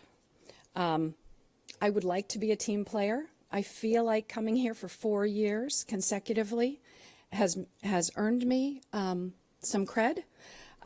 This is not a rushed decision. This is like Groundhog Day. You're not reading your own documents. If you're thinking that there's not enough research on this, I would urge you to go and read the task force report and all of the documentation and all of the community concerns that are outlined in that report and all of the answers that were provided by bringing stakeholders together. That was over a year ago. I need to put my glasses on. We will never be able to move forward if you do not act. What's done? Task force work. The board voted last year to change school start times for this year. The county council urged action in a unanimous vote. We brought expert testimony in. Years and years of expert testimony. Dr. Arlotto himself recommended a 30-minute shift in October. He stood right here. Not a new idea. We brought experts in to do a start time task force workshop in October. The message from those experts from Fairfax County and Montgomery was education for the public on why this is essential. Outreach for community concerns, to take them in to develop the best possible plan. Then leadership. So here we are. I mention again Dr. Judith Owens, who is the author of the American Academy of Pediatrics recommendation, who came to this board 3 years ago and testified as to how important this is for our kids. And her statement is that to do nothing is to do harm. She is a medical doctor. This is their Hippocratic oath. You do not harm. So to do nothing at this board, at this juncture, after decades of discussion, is to continue to do harm to our kids. I would urge you and beg you to please go back to work and come up with a plan that will create any shift, some shift, sooner than later for the benefit of our kids, so that you will not be the earliest start time in the state of Maryland and among the earliest in the entire United States against all the research recommendations, and that we can stop doing harm to our high school kids.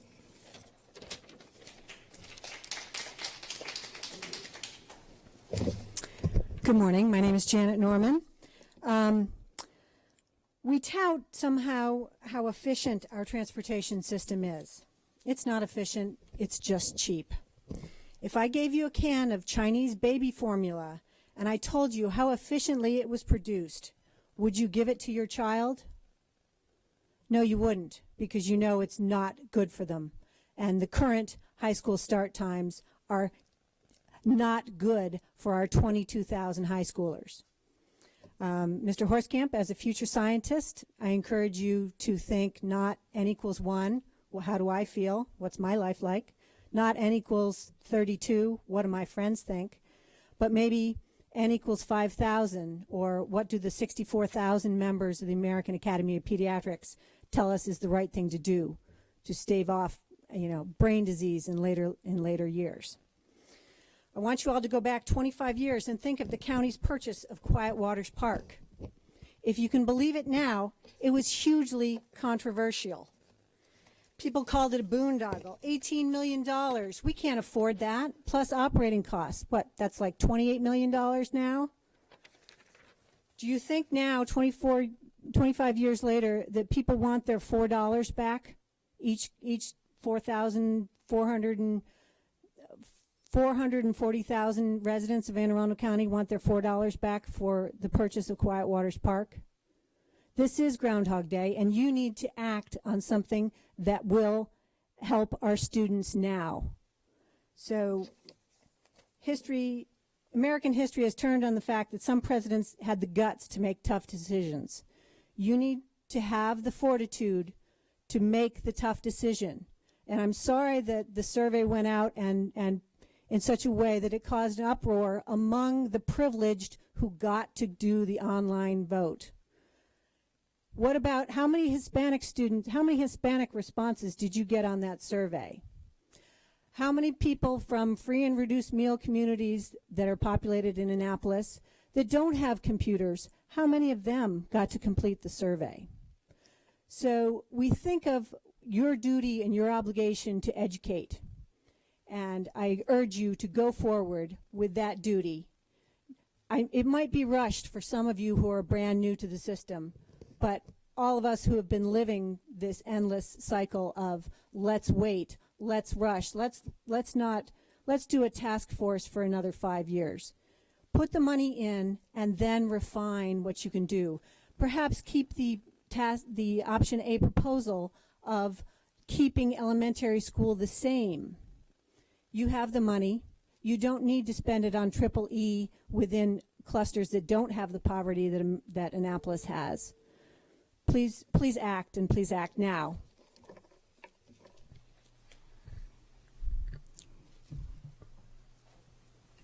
Are you coming up this week? Okay. There's a limited number of chairs and an awful lot of us that are concerned. Well, I said to you earlier that I was encouraged. Laura Booth, parent, elementary school, middle school, 7th grader, so 2 years I'm looking at the school start time. I said to you earlier I was encouraged, and I take it back. I'm discouraged. The part that's frustrating to me is that coming from a mathematical and scientific background, you come up with the best possible solution first, then you ask for community support and approval, and then you put it into action. But we haven't used the software yet. I mean, we're pulling a number out of a hat, basically, because we don't have anything to back it up. We don't have simulations in front of us to say, we have tweaked this, we have done our best. You have not done your best. We have not done our best. We need to run the software. We purchased the software. We need to use the software. My pocket calculator does no good if I leave it in my purse. I need to use it. You have a tool. We need to put it to use. We need to come up with the best possible simulations that can tweak this system. Right now, as I recall, we were dinged by the state in 2006 and in 2013 because we weren't using transportation software. Every other district this size, any company that encompasses this amount of area uses software to determine whether or not they are being as efficient as possible in their transportation costs. We're not doing that right now. There are wastes within our transportation system as it exists right now. There is money that can be found, that can be used to fix this problem. We need to find that money, and we need to do that. We need to put the software to use. We need to find the best possible solution. It's out there, but we need to commit to doing that. As a parent, I understand that there are big price tags attached to transportation software, but as a parent, there is no amount of money that you can wave in front of me that I am going to believe is more important than my child's health and well-being.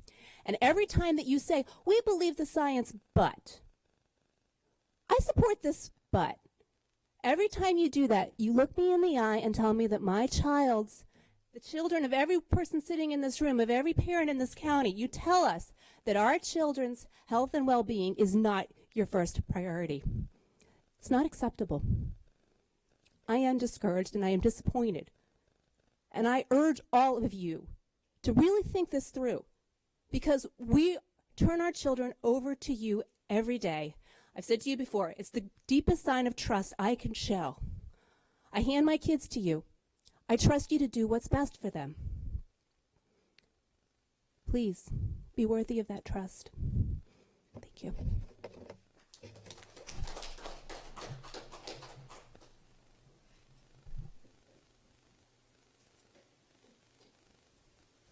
Good morning. I'm Alice Kane. I'm the mom of children at Hillsmere Elementary and Annapolis Middle School. I have 3 quick points I want to make, so I'll try to talk fast. First, I just want to say polls are not always indicative of most people's views. Case in point is New Hampshire. Do any of us really believe that a majority of Americans want Donald Trump or Bernie Sanders as our next president? I don't think so. Annapolis or Anne Arundel Schools has 78,000 students. If the average family has 4 people in it, that's 312 potential respondents to this survey. There were 14,000. That's less than 5% of the people affected by this and who could have responded. And I do think we should think about who did respond and who had access to computers in their home to respond and who didn't. I am very supportive of the new academic standards in our state, in part because of the emphasis on teaching kids to follow the evidence. And the evidence on this is abundantly clear. So let's lead by example as adults and do what we're asking our kids to do. I just want to read from the American Academy of Pediatrics one thing they said about this. Chronic sleep deprivation among adolescents is one of the most common and easily fixable public health issues in the U.S. today. The research is clear that adolescents who get enough sleep are less likely to be involved in automobile accidents. I hope you all saw the car that overturned driving to school last week in our county early in the morning, have better grades, higher standardized test scores, and an overall better quality of life. Isn't that what we want? And that's the end of the quote. Isn't that what we want for all of our kids? No matter what you do on this, someone is going to be unhappy. A lot of people are going to be unhappy. This has become a very polarized issue. There's no solution you can find that is going to make everyone happy. But if ever there were a time to cut through the noise and make the best choice for the 78,000 kids in our system who you are here to serve, this is that time. I went to one of the evening forums, and everyone in my group except for me was opposed to the option on the table. That does not mean, and over the hour discussion, it was very clear they did not oppose the concept. They didn't like this particular solution that was on the table. And there wasn't a way to say on the survey, you know, in the evening or on the online survey, we support changing start times, but you're not quite there yet. And that's what I heard from my group. In fact, every single one of the people who opposed and voted no that night said that they were fine with pushing start times back by a half hour. So there's solutions out there. Maybe that's not the perfect one either, but please don't misread the data that opposition to one proposal is an opposition to making this change. And the last thing I have to say is please do everything possible with this budget to restore challenge pay for the teachers in our schools and give them the competitive compensation they deserve. They're the backbone of our schools, they're pillars in our community, and they deserve respect and paychecks that reflect that. In a budget of over $1 billion, I do not believe for a second that this is an either-or decision. There's room for both teacher raises and healthy start times, and I think those are two of the best things you could do for our kids. Thank you.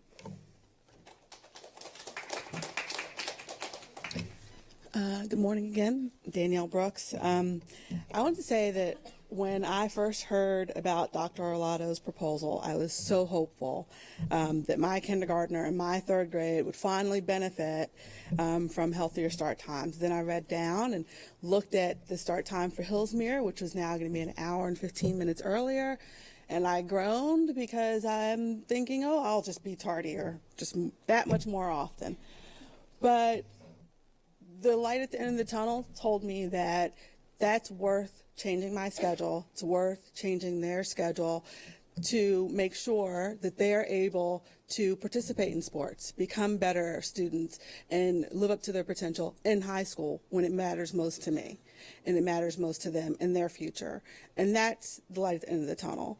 It's not me getting up at 7:50 in the morning and earlier so that they can be at school on time.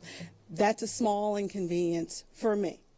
And I know, like other parents, reading the comments on Facebook after the survey results, a lot of people felt inconvenienced by the start times, whether it was later because they were then going to school at the time I now send my children to school, or they were going earlier as proposed. But what you don't see in the results, again, are what you've heard already repeated. People who do want the change but don't like the time that they've been given. And I will tell you that when I started school at Hillsmere 8 years ago, that the start time changed on us. I was due there, my child was due there 25 minutes earlier than they are today. No one polled me, no one asked me if that was more convenient for me. They made that change based on, I don't even know. I don't know what that change is based on, but I was told to be there, and I'm there. And 9:05 is perfect for us. I prefer it not be changed. And I'm hoping that with the software that you find efficiencies like that, but you have to have the money in the budget to do that.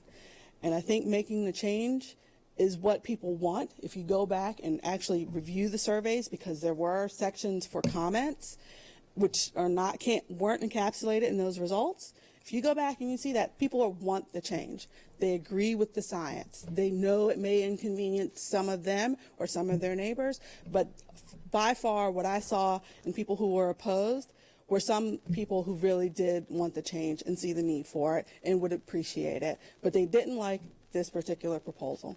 And you have to make sure that in a budget, again, I just want to speak really clearly, that I'm not choosing this over my children's teachers.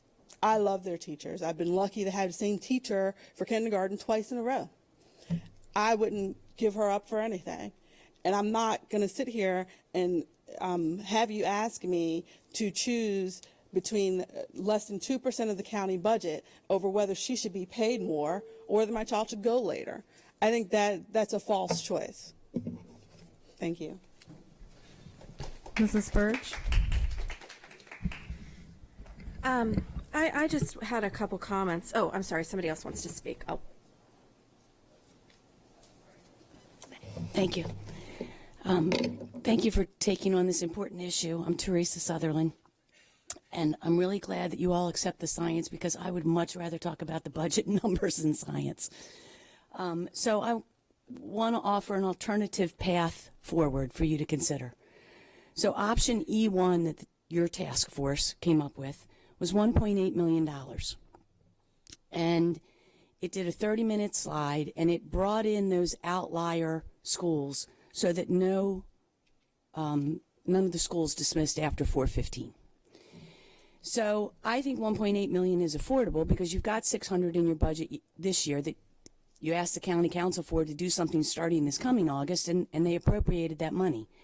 And the difference of 1.2 million is less than 1/10 of 1% of your budget. And after sitting through your budget hearings and presentations for 28 years, I would bet money that Mr. Shaknovich can find $1.2 million in 10 minutes or less. So option E1 also allows your high school students to still get home before your elementary school students, which I understand is a huge concern. And when I read the comments, it was the daycare issues that struck me the most, not whether we would have before and after school care, because Rex and Park said they can provide that, but can people afford it? And to me, that was the biggest nut to crack. So in this shift, your high school students would still be getting home before your elementary school students and could provide that daycare if they are now. I think if you couple E1 with shortening the school day by 8 minutes or more, we shifted it 8 minutes earlier a number of years ago related to snow days. And our school day is longer than other school days in jurisdictions in Maryland. So maybe you can shorten the whole school day by 8 minutes, and that also helps bring in those outliers that end their day later. And then you can use the software, and maybe you can get a few more minutes at the beginning of the day, or maybe you can bring in more of the outliers, or as Claudia O'Keefe identified, she identified a way to bring in Hebron Harbin and Meade Elementary School at no cost. So I think when you have that software, you're going to have more options there. Most importantly, you could implement this change this August. We already know which schools are the outlying schools. You can order those buses now, and I would venture to say in the transportation category alone, with the fuel savings, where diesel fuel is 30 to 40% less than it was a year or two ago, you've got enough money to make that happen. We don't make health and safety decisions by popularity. We make them by science. You don't enroll our kids unless they're vaccinated. We don't let our children go outside and smoke anymore in high school like we used to. You have an obligation to protect the health and safety of our children. To do nothing is to do harm, and I would ask you to consider this as a path forward. My son started driving a month ago. He does get up a half an hour later now, and a half an hour later does make a difference, even though it doesn't meet the science. Thank you.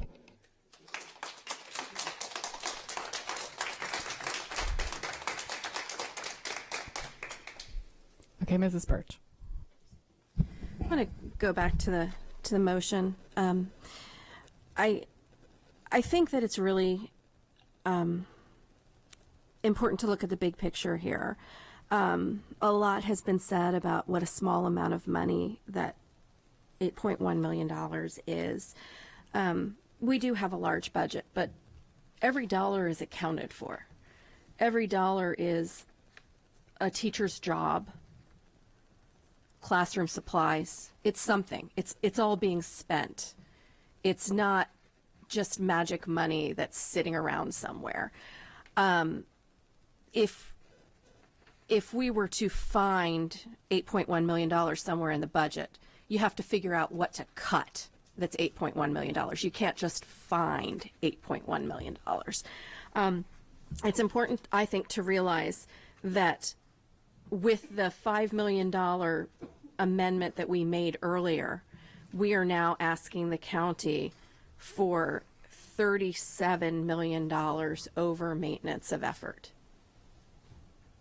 $37 million over maintenance of effort. Last year, for the first time since I had been on this school board, we got more than maintenance of effort. This is my 8th year on the school board. We're asking for $37 million over maintenance of effort. If this amendment passes, we will only be asking for $29 million over maintenance of effort.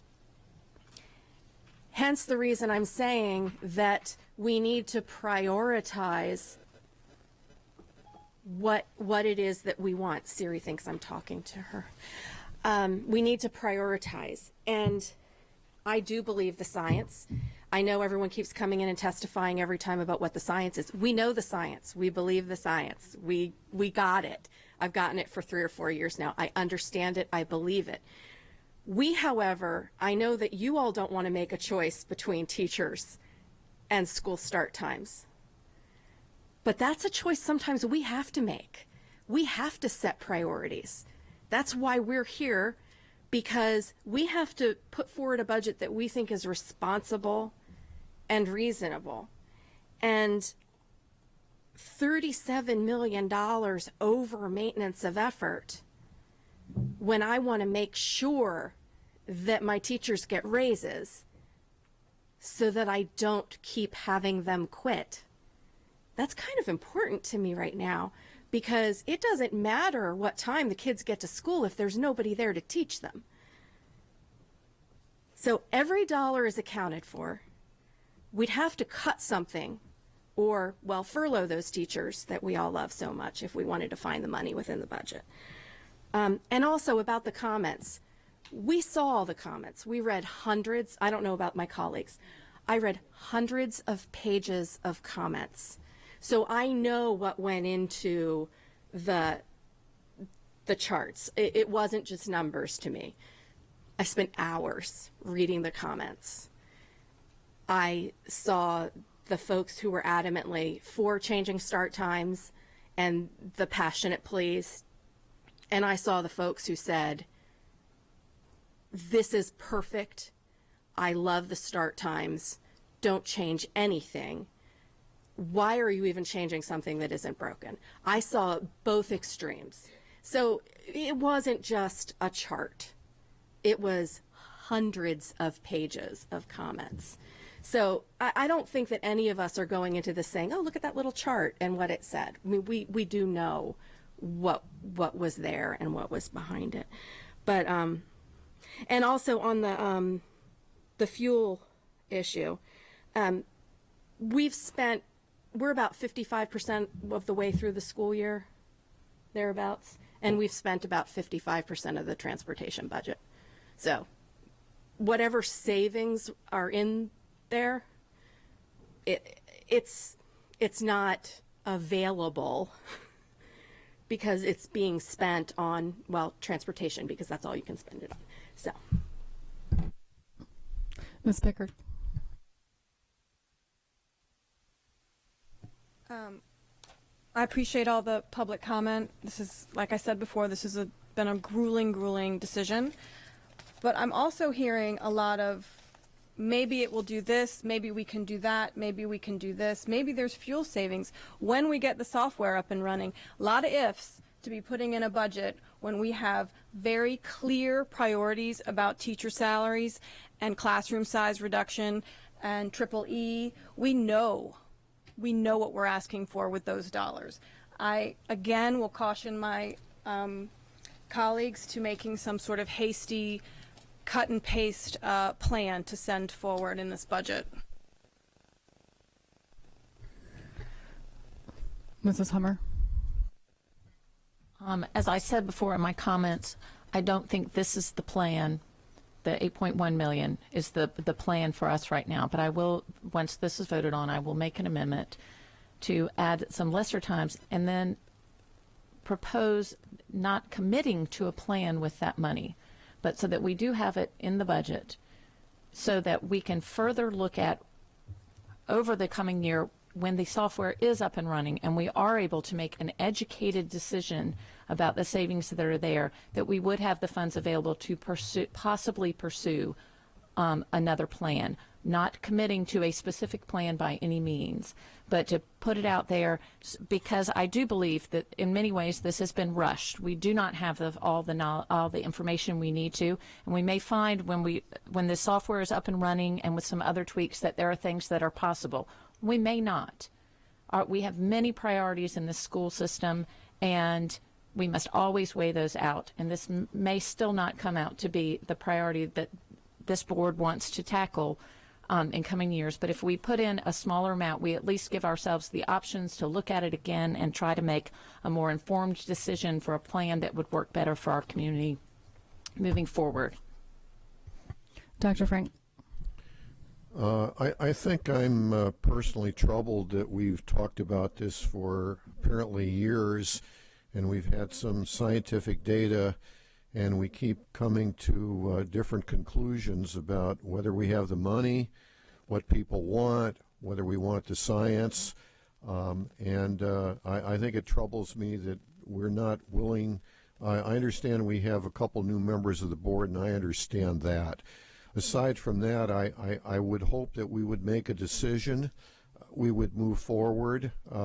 We would move forward with the science. If we believe the science, let's find the money. Thank you.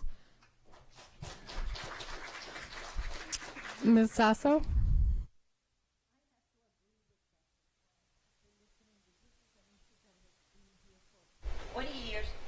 And every time it gets postponed. I think it needs action. I'm not saying that the 8.1 is basically the budget to be done right now.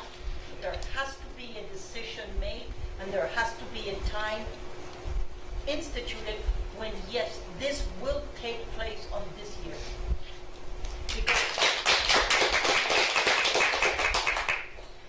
Because like we all said, we're dealing with our children, and we are dealing with money. So we have to make a decision. Where do we make a decision? I agree, teachers must be paid. There has to be priorities, but we also have to look at why are we here, and we are here for our children. Thank you. I don't have any other board comments. So we have a motion on the floor to remove $8.1 million for start times from the budget to take it to zero. All those in favor?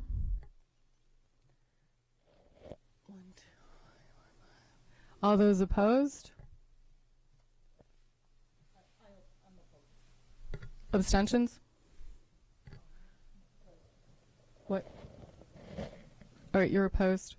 Okay, so motion passes 7-2? 6-3. 6-3.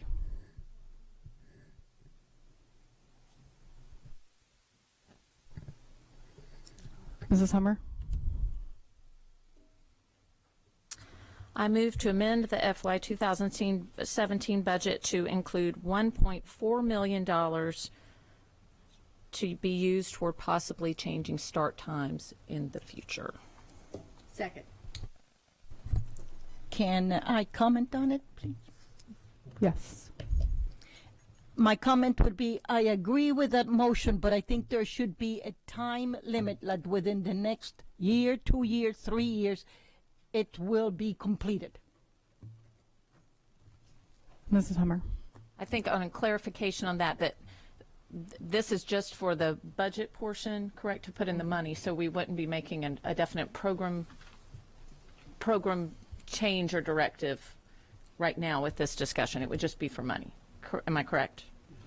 And this is money for the FY 17 budget so that we could purchase buses in the spring of or winter of 18, right? No, 17. 17, if that for was the okay, right. Mrs. Nally. And I agree with this because I think a lot of what has been said is that this is a rush in terms of making this decision, and we don't know what the software has for us. And I agree with Mrs. Sasso that I'd like to say we'd like to do this but we know we have the software. We know we need to have this year, as Mr. Shaknovich said to me, even if we determine and say this has got to be done by this coming September, there could be for a whole year, but a lot of elementary schools that would have to start later because we couldn't get them. We wouldn't have the actual funding in time to purchase. So I think this is a really we're going to have money in there, but we're also going to be able to study the what the actual what we can do with the software. And I think pondering that 8 minutes that Mrs. Sutherland talked about, and I think that's another thing we can look at. I think that's something that we could look at and see if that would help us. Thank you.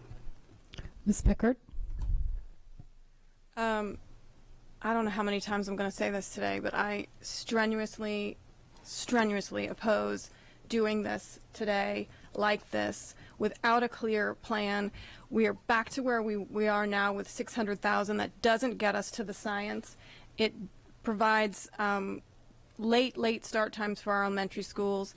We know from our colleagues that our software that we've purchased that we expect to be up and running in the near future is not going to find the amazing efficiencies that people in this room seem to think it's going to do. I just would really caution us from making this haphazard decision today.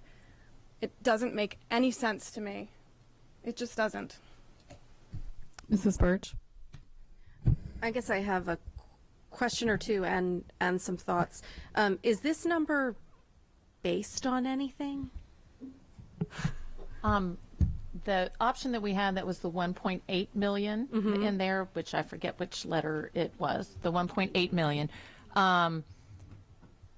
but is roughly that. We have 600,000, so my proposal is just a 1.4 to add to the 600,000 to move forward, because we have heard that there's some other logistical challenges that may come that may make that 1.8 a little higher. So it's just rounding it to 2 million. Which the 1.8 million, I mean, if I remember correctly, put elementary schools later than I felt comfortable with. Right. So by more than $200,000 worth of more than I felt comfortable with.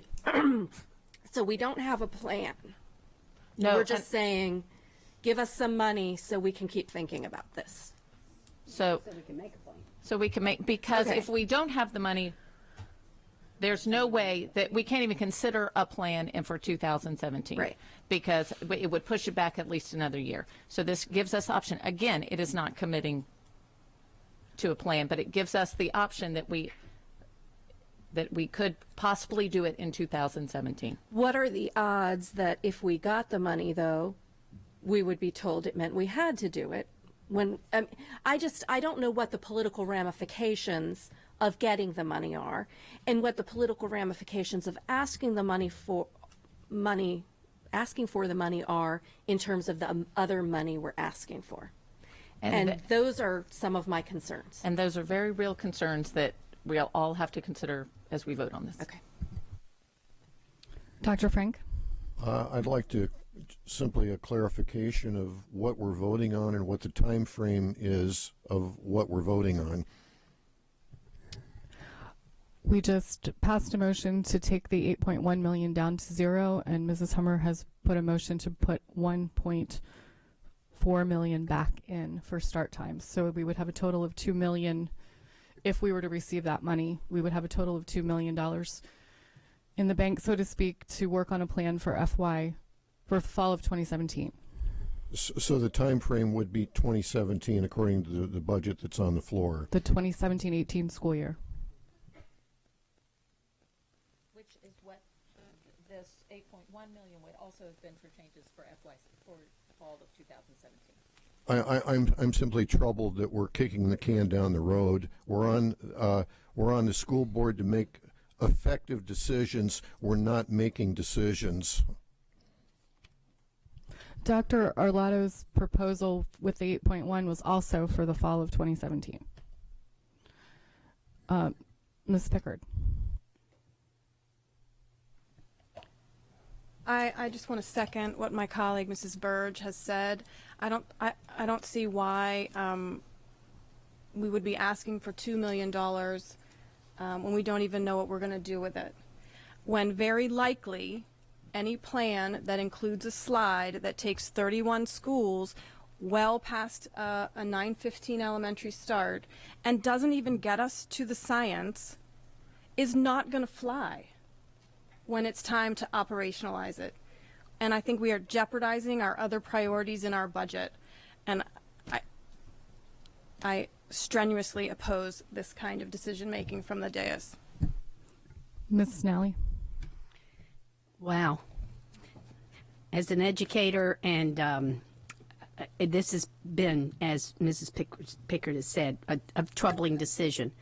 But I think to have no money in the budget means there is no opportunity for planning. I strenuously object to elementary schools going any later, and as Ms. Pickard and I have spoken, I would like for some of them to go earlier. But I know from what Mr. Sheknovich has said, if we have zero in there, we have no planning money. It is possible, I know we're saying not probable, but possible that we will have some savings from the software, be able to make some adjustments, and this will allow us, we can already order X number of buses, but this will give us money to, as this plan, and we certainly have a lot of information as the plan unfolds, that we would be able to order those buses. Without any money in this budget, we're just going to sit and look at the science, which we've all accepted, and say we're not going to do anything. And I'm not comfortable with not doing anything and not having anything in our budget to plan. I mean, all of us have budgets. I don't find it, I have a budget.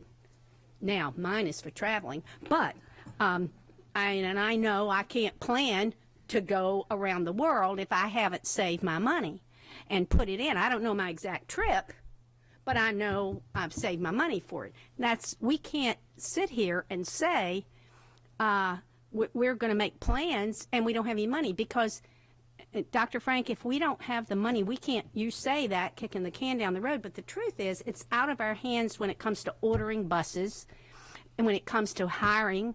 So there's a lot of things that we need to do, and this planning money is absolutely, I think, the step. I think to do nothing I'm not comfortable with doing nothing, but I'm intrigued by some of the comments that have come up, as I said earlier. So that would be my Ms. Sasso. Patty, I tend to agree with you. We cannot continue basically ignoring that there is an issue that needs to be solved. And everybody knows, like you said, if you don't put your money where your mouth is, we're going nowhere. And putting down that $1.4 million doesn't mean that we're going to start the elementary school later. The studies and the technology might come up about the bus school system, that if we do something else, and then we can bring it back to the board, we can bring it back to the community and basically say, we allocated 1.4, these are the plans that we could do. Because it is my understanding we're allocating money for a study, money for technology. We are not saying that the elementary school is going to start late. We're not saying that the high school is going to start at 8 o'clock. We are basically putting in some money so that the community will know that we conscientiously feel that there must be a change, and we can't go 20 more years saying, kick it down the can. I look at it where there's a will, there's a way. And if we really want to study it and we really want to do something, we have to put our money where our mouth is. Thank you. Mrs. Burge. This isn't a pro or con thing. I just wanted to also mention some of the bus driver logistics. I mean, we talked about ordering the buses, but we can only train so many bus drivers a month. Is that correct? How many bus drivers is it a month? I was actually asking Mr. Sheknovich. So, Mr. Sheknovich, how many bus drivers a month is it?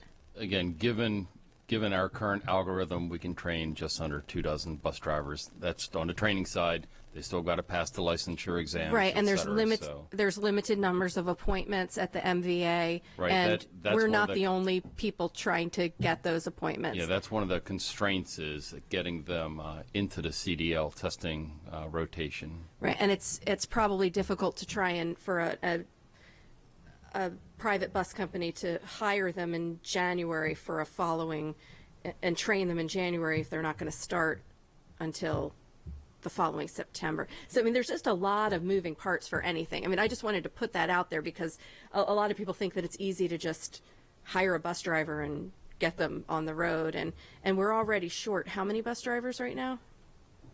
Like 50 some? Yeah, on any given day, I mean, we're relying on substitutes routinely as it is. And that's system-wide, not just ours. Right, and it's worse. Unfortunately, the dynamic is as the economy continues to improve and drivers have options and can seek employment opportunities elsewhere, some of them are electing, in fact, to do that, which, again, puts more strain on the full-time driver fleet and therefore puts us even more reliant on the temporary or reserve driver fleet. So it's just important for people to realize that any change we do make that requires more buses is definitely going to impact our costs, more so than just additional buses.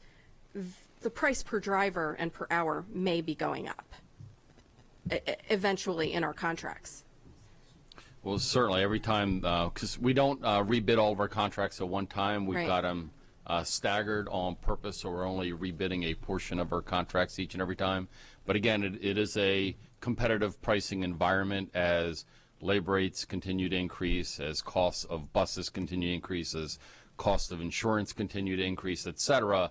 Those costs on a pro rata basis are transferred to us to fund. So we do clearly anticipate that what we're seeing in a marketplace is as our bus contracts on a cyclical basis get rebid, we will continue to see higher and higher prices more likely than not. How long has it been since we asked for an increase in our transportation budget just based on transportation costs? Not on, an increase in, for something like starting school later. Ms. Bird, honestly can't remember. I mean, certainly it's not been during Dr. Arlotto's tenure or during Ms. Perkins' tenure, possibly maybe in the early days of Dr. Maxwell's tenure, but certainly not in the latter piece. We have essentially capped and increased efficiencies and been beneficiaries of the economic downdraft, which put pricing pressure on the providers, the commodity savings, et cetera. So we have tried very hard. The last thing we ever want to do is basically ask for new revenue if that's not necessary. We try to live within our means, and we have done that for well over half a dozen plus easily years. So even with all the additional students that we've had in the county over the past, since I've been on the board, I can't even tell you, thousands and thousands of new students, we haven't increased the transportation budget. Yeah, we've absorbed the additional students, we've absorbed the additional programs, we've absorbed the additional co-curricular activities, the additional athletic activities, et cetera. All the magnet routes, okay. So thinking about excessive extra money just sitting around is probably not a likely thing in the transportation budget. Correct. Okay. All right, thank you. Ms. Sasso. I do understand that we are into an unknown and uncharted area of how it can be done. But the truth is, I firmly believe as a corporate owner, if you have issues to be solved, you basically take what you have and you work around it. I'm not saying we're going to get more money. I'm not saying basically we're going to take away from teachers' pay, which is not correct. But literally, this is an issue that the community basically has stood here with us telling us that we should address it for the last 20 years, and we have not addressed it. And putting in that $1.4 million, like I said before, we're not committing it to anything. We are committing it to the fact that it is an issue that we would like to address that needs a solution. So we can look at that $1.4 million and say, okay, instead of 10 buses, maybe we can only do 8. Maybe we can only move the schools XYZ hours. But it is something that has to be done and has to be addressed now. That's just my point. I don't think that we should keep on kicking this down the road, because it's not going to get solved. Can I ask for clarification as well? A lot of our testimony we've heard is about this software and the fact that we haven't run it yet, but just to share with the public, we're not ready to run it. We're still doing data cleanup and moving pins for bus stops and things like that, correct? Sure. Well, the contract that we signed has that deliverable from the vendor coming to us in an operational format at the end of April. So runnings, as Mr. Douglas has shared with you and your colleagues. We've uploaded a lot of the data. The hardware is in place. They're sort of running simulations and tests off premises right now, but we've continued to have a lot of data cleanup that has to occur, be they addresses, be they stop locations, and then you're at the point that after that there does in fact have to be a lot of manual manipulation in terms of moving that actual stop from sort of the center of a cross street over to one of the four corners, and not even at that corner, but possibly back from that corner to have safe standing distance, safe sight lines, et cetera. So that's all work that still lies before us. But again, like I said, the contract that we executed had that deliverable coming to us no later than the end of April. So we could essentially start running the software, say May, have about 8 months worth of data before you would need to be placing bus orders for the fall of 17? Sure. Again, the more we get our hands on it, when we finally do get our hands on it, begin to learn the software, begin to learn the features of it, get better at it. But clearly what we want to do before we do that is really make sure that we've got a confidence level. So we would run parallels with what we currently have in place, make sure that we can simulate that very well, that we don't have erroneous answers. We would likely kick off pilots, so we would take a school zone or a feeder district, for example, and fully pilot that, take a look at the results, and then scaffold or build up from there. Okay. Mrs. Burge. Just a quick question, because I found this maybe not funny, but almost frightening when you told us about it originally. So the software is very, very efficient in what it does, and it finds the most efficient spot for the bus stops. Can you tell the public where the most efficient spot for most of the bus stops that the computer finds is? It's generally on the yellow line that's right in the middle of the road, or in the middle of a four-stop intersection. So, because again, that's essentially the most efficient. So you have to adjust it then to actually, based on local knowledge, know exactly where you want that youngster to stand, where you want that bus to stop, X feet from the corner or the stop sign or the traffic light, or et cetera. That's essentially relying on that local level of knowledge. Even the software, for example, doesn't know that there may be a drainage ditch or a gully right there, but one of our transportation specialists that does know that area does. And so it requires essentially a manual intervention to take what the computer thought was a perfect place right there on the shoulder of the road with a drainage ditch, and actually have to adjust or move that spot to a safe and appropriate location that in fact the youngsters can stand at, the bus can safely stop, and the youngsters can either can get on or off the bus safely. But so essentially, I mean, the computers aren't the end all be all, because they don't know what people know. People still have to go in and correct what the computer did, because the computer doesn't understand where people can actually be. Right. The computers give you a very good starting point, and then from that launch point, then you have to manually go in and make all of those adjustments. And if you don't, then which county was it that didn't test out their routes?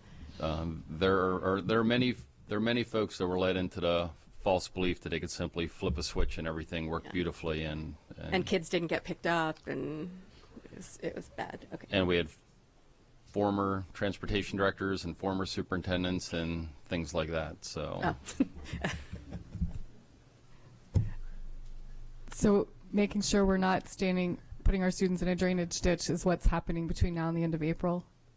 No, ma'am. Right now, again, the vendor, we've uploaded all that information, and the vendor is making sure that the data files are clean, that they actually work, that there's no incompatibility between the mapping system that the county government utilizes and theirs. So essentially they're looking for technical glitches.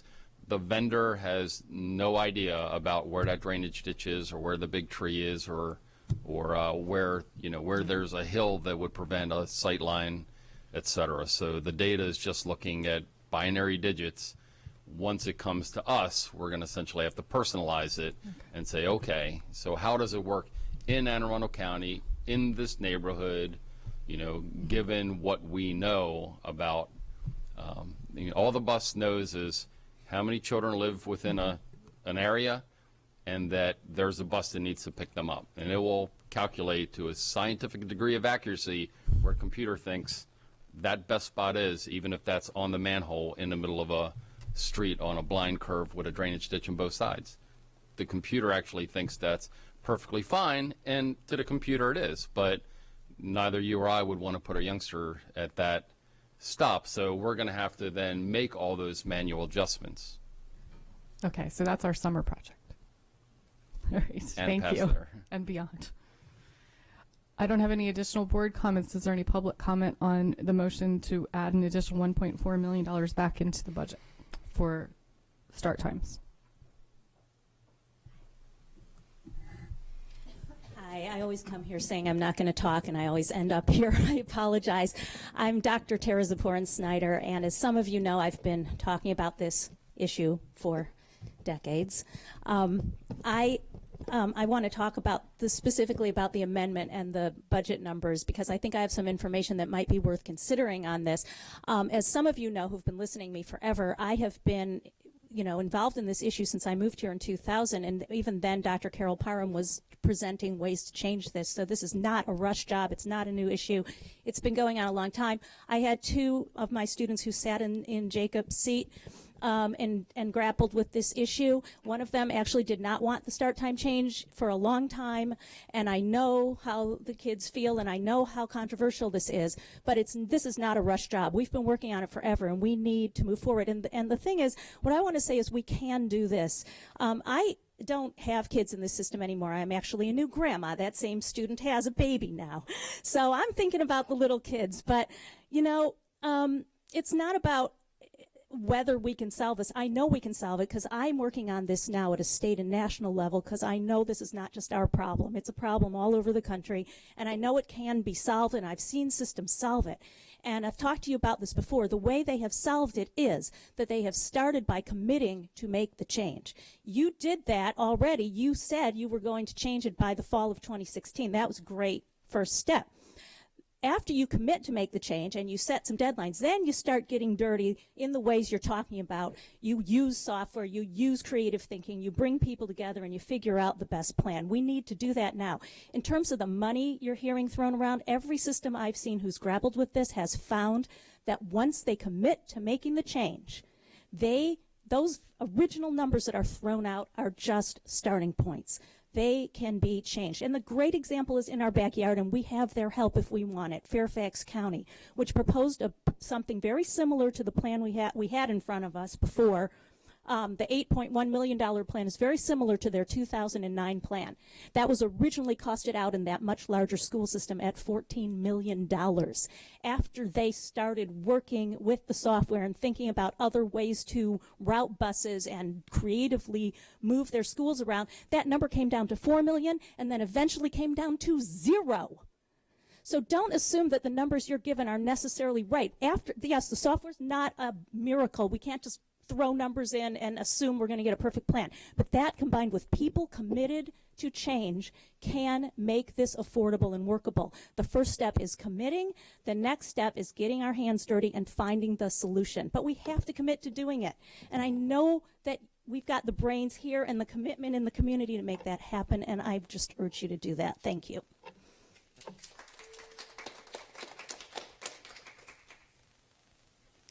I would just like to second everything that Tara said. I think her experience and knowledge about this issue, going back decades with her students on the board, the task force's work that we have put together, option E1, for example, is, takes care of making sure that no elementary schools dismiss after 4:15. It's a start. It's something we can work with. I'm really encouraged to think that if we could put this money in the budget as a starting point, as a commitment, that we really can put all of this information to use. I really think that our transportation group can train bus drivers at a rate of 20 per month and certify them. From what I understood, the timeline is that if you order the buses by February, you can have them. I know from the task force work that daycare providers have said that with a couple of weeks' notice, they can provide that they can fill in the gaps in the daycare situation. I've heard Recreation and Parks say that they will provide before care in any school setting where there is space and enough desire. So I know that we can do this. And if we commit to it, I really trust that we can see this happen. So I would urge you to consider this amendment seriously. Thank you.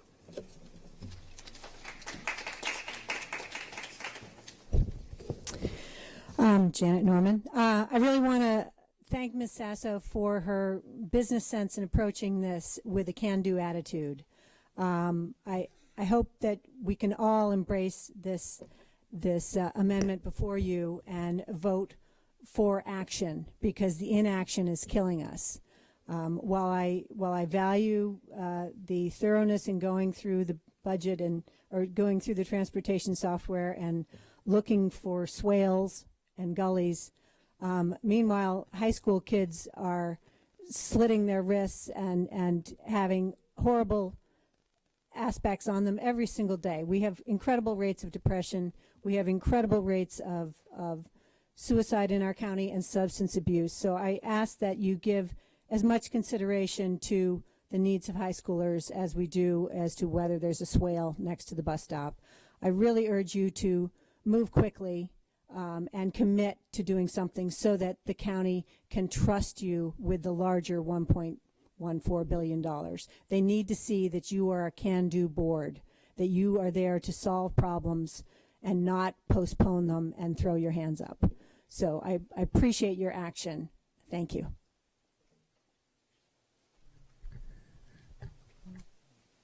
Good morning again. Teresa Sutherland.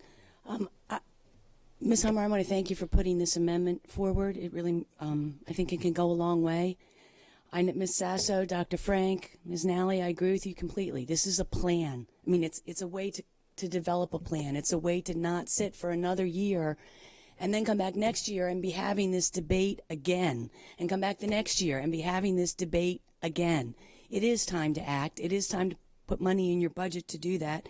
And I just want to throw out a couple numbers. I just did this on my phone in the back, so I hope this is accurate. But Ms. Burge, to your comments about the transportation budget, in FY13 the budget was 52.6 and you only spent 48.9, so there was 3.7 million of savings in 13. FY14 budget to actual in the transportation category, 3.5 million of savings.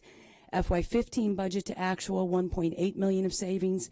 And if you look at FY16, if you go through from the middle of August through the end of February, that's 59% of the time that you'll be transporting the children for the school year.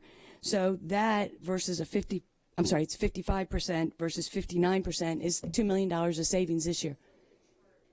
Okay, well then we'll leave 16 out of it, but you had 3.7 million of savings in 13, 3.5 in 14, and 1.8 in 15. We know fuel prices are declining. As they continue to decline for the rest of this fiscal year, you should see some savings in your transportation budget.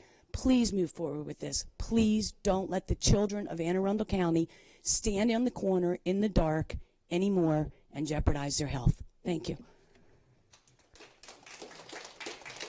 Mrs. Pickard. Just one last comment and then I'm out. So now we're saying, our start time later advocates are saying that a slide with some dollars that can get a few schools pulled back from a late start is cool? Are we done? We're fine with a 7:30 start, because this gets us nowhere near the science, nowhere near it. And I feel like it's a waste of our tax dollars. So this proposal of 1.4 to get us to a total of 2 million, is it perfect? No. Is the 8 million perfect? No. Would we love the gold standard of the AAP of 830? Of course, that's what we've been advocating for the past, the AAP recommendation is 2 years. But is it a step forward, a tremendous step forward, to commit to the possibilities and imagine what can you do with 2 million? We don't even know. Maybe 2 million could get us to 8 o'clock, which is certainly miles ahead of 717. So we don't know what a grand total of $2 million can do for us. And so I thank the board for imagining what can we do if we don't know, there's not just 6, 7 solutions out there. There are thousands of solutions. And so if this is a 30-minute, 40-minute, 50-minute slide on our way to 8:30, then yes, I think Start School Later can support this. If this is just pushing the can down the road, then no. But I think that here you're making a step forward, you're committing to looking just beyond what the task force has done and truly embracing change. You don't have to commit to a certain time. Let the software, some critical thinking, help you develop what can you do with $2 million. Thank you.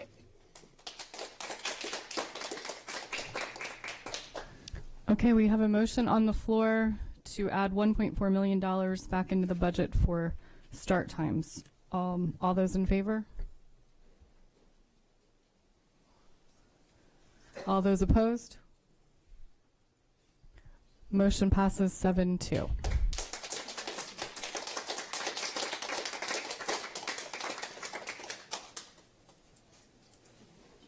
Mrs. Hummer. I just thought of this, and I perhaps should have added this earlier, but said this earlier, but while I do support putting this money in, I stand by Dr. Arlotto's recommendation that we are for this if our other priorities are funded as well. That I don't want this funded in place of other things on there, but I'm just putting that out there. And I agree. I think it's important for the public to realize that all we're doing today is the ask, and we're saying that everything that we're asking for is a priority of some sort to this board and to our superintendent. Otherwise, it wouldn't even be in the ask. We're not here to sort priorities today into number 1 to number 101. Okay. So now we need to I don't have any other budget amendments. Okay. So now we need to vote on the overall budget. Do we have the new dollars? So again, for the record, Alex Shekno, Chief Operating Officer, taking a look at the exhibit before you, the net effect of the 3 motions have 3 changes. So let me begin by the county funds request. The county funds request in the far right-hand column that previously was that 37 point in excess of $9 million. The new number there would be $36,218,200. I'll repeat that again. $36,218,200. Next, I'll go to the year-over-year change column, which on the exhibit before you is the 41.449 number. So the new number will then be $49,702,359. And I'll repeat that again. $49,702,359. And finally, we'll go to the board request column, second column from the right, the very bottom cell that previously read $1.136 billion. The new number will be $1,135,200,059. And I'll read that again. $1,135,200,059. And just for clarity, for everybody's sake, let me just take a second, because we were throwing around 8.1 as a round number for discussion. The way we arrived at that, just so everybody's clear, is that the exact amount that was being requested in Dr. Arlotto's proposed budget, as was remitted in December, was $8,147,476. So we backed out exactly $8,147,476. That was for that motion. We then added in $5 million as a result of the health care motion, and we added in the $1.4 million transportation motion. I just want to make sure everybody knew the exact numbers and the mechanics of how we arrived at these 3 alterations to the exhibit before you this afternoon.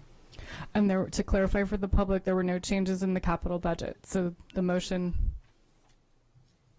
the superintendent's recommendation then is an operating budget of $1,135,200,059 and a capital budget of $255,595,000. Correct? Yes, ma'am. So that's the motion that we have before us. All those in favor? Motion passes 9-0-0.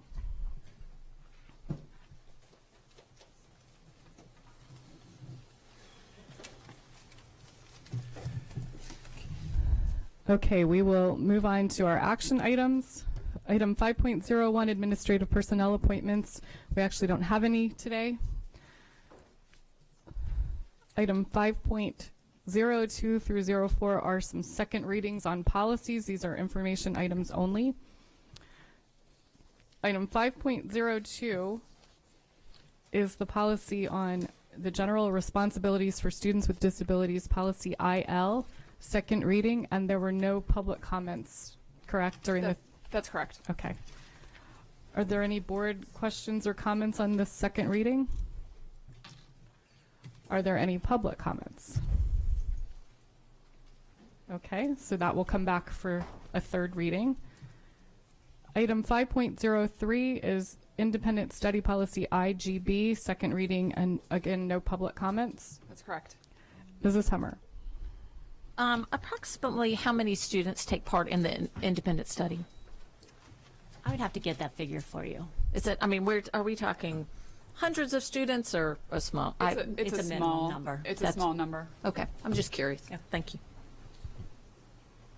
Is there any public comment? Okay, and the third policy is redistricting in attendance areas, JAA, second reading, and also no public comments. That's correct. Any board questions or comments? Any public comment? Okay. Thank you. And then our next agenda item is 5.05, update on legislation. This is an information to action item. Do I have a motion to move this from information to action? And I will let Ms. Kutchis go through the ones that we need to vote on. Good morning. Just to review for the new members, there are 3 sections to the document in front of you. The first section are bills that we're requesting that the board take a position on today. The second section is the section where we're not requesting a vote and we're simply taking no position, but the bills are provided for your information. And the third section provides bills that your position's already been established through the November legislative program that the board passed. So with that, we'll start on the first bill for your vote, and that is House Bill 108, Senate Bill 457, Capital Budget Construction Projects Apprenticeship Requirements. Essentially, this bill requires that any project that the state spends $100,000 or more on would require an apprenticeship program. This bill would essentially be an unfunded mandate upon every project that AACPS receives $100,000 or more in the state. And with our already documented $2.1 billion capital and maintenance backlog, we do not want to add additional cost to that backlog. So for those reasons, we're recommending that you oppose this bill. Mrs. Birch? Thank you. I spotted this one weeks ago. I'm like, why isn't this one on our list? I'm very concerned about this one myself. So, because it was a $500,000 minimum, and now it's a $100,000 minimum. So many more of our projects could fall into this category than used to. So, absolutely. So please, yes, I move we oppose, that we support the opposed recommendation. Is there any public comment? All those in favor of opposing this bill? Motion passes 9-0-0. The next bill is House Bill 197, Maryland Pay Stub Transparency Act of 2016. Essentially, this bill requires every employer to keep for at least 3 years certain specified records related to an employee's pay. While there was portions of this bill requirement that we already meet, including keeping wage records for 3 years, the requirements of this bill do not consider the complexity of reserve pay, which our 10-month teachers receive, and for that reason, we ask that you oppose this bill. Is there any public comment? All those in favor of opposing this bill? Motion passes 900. The next bill is House Bill 251, Education Home Instruction Programs, Participation in Clubs and Activities. This bill provides that local school systems would have to allow students who participate in homeschool to participate in public school extracurricular clubs and activities. We're recommending that you oppose this bill because parents who choose to homeschool their students have made a choice to remove their students from the school environment in which norms, cultures, and expectations are set for the students within the school environment.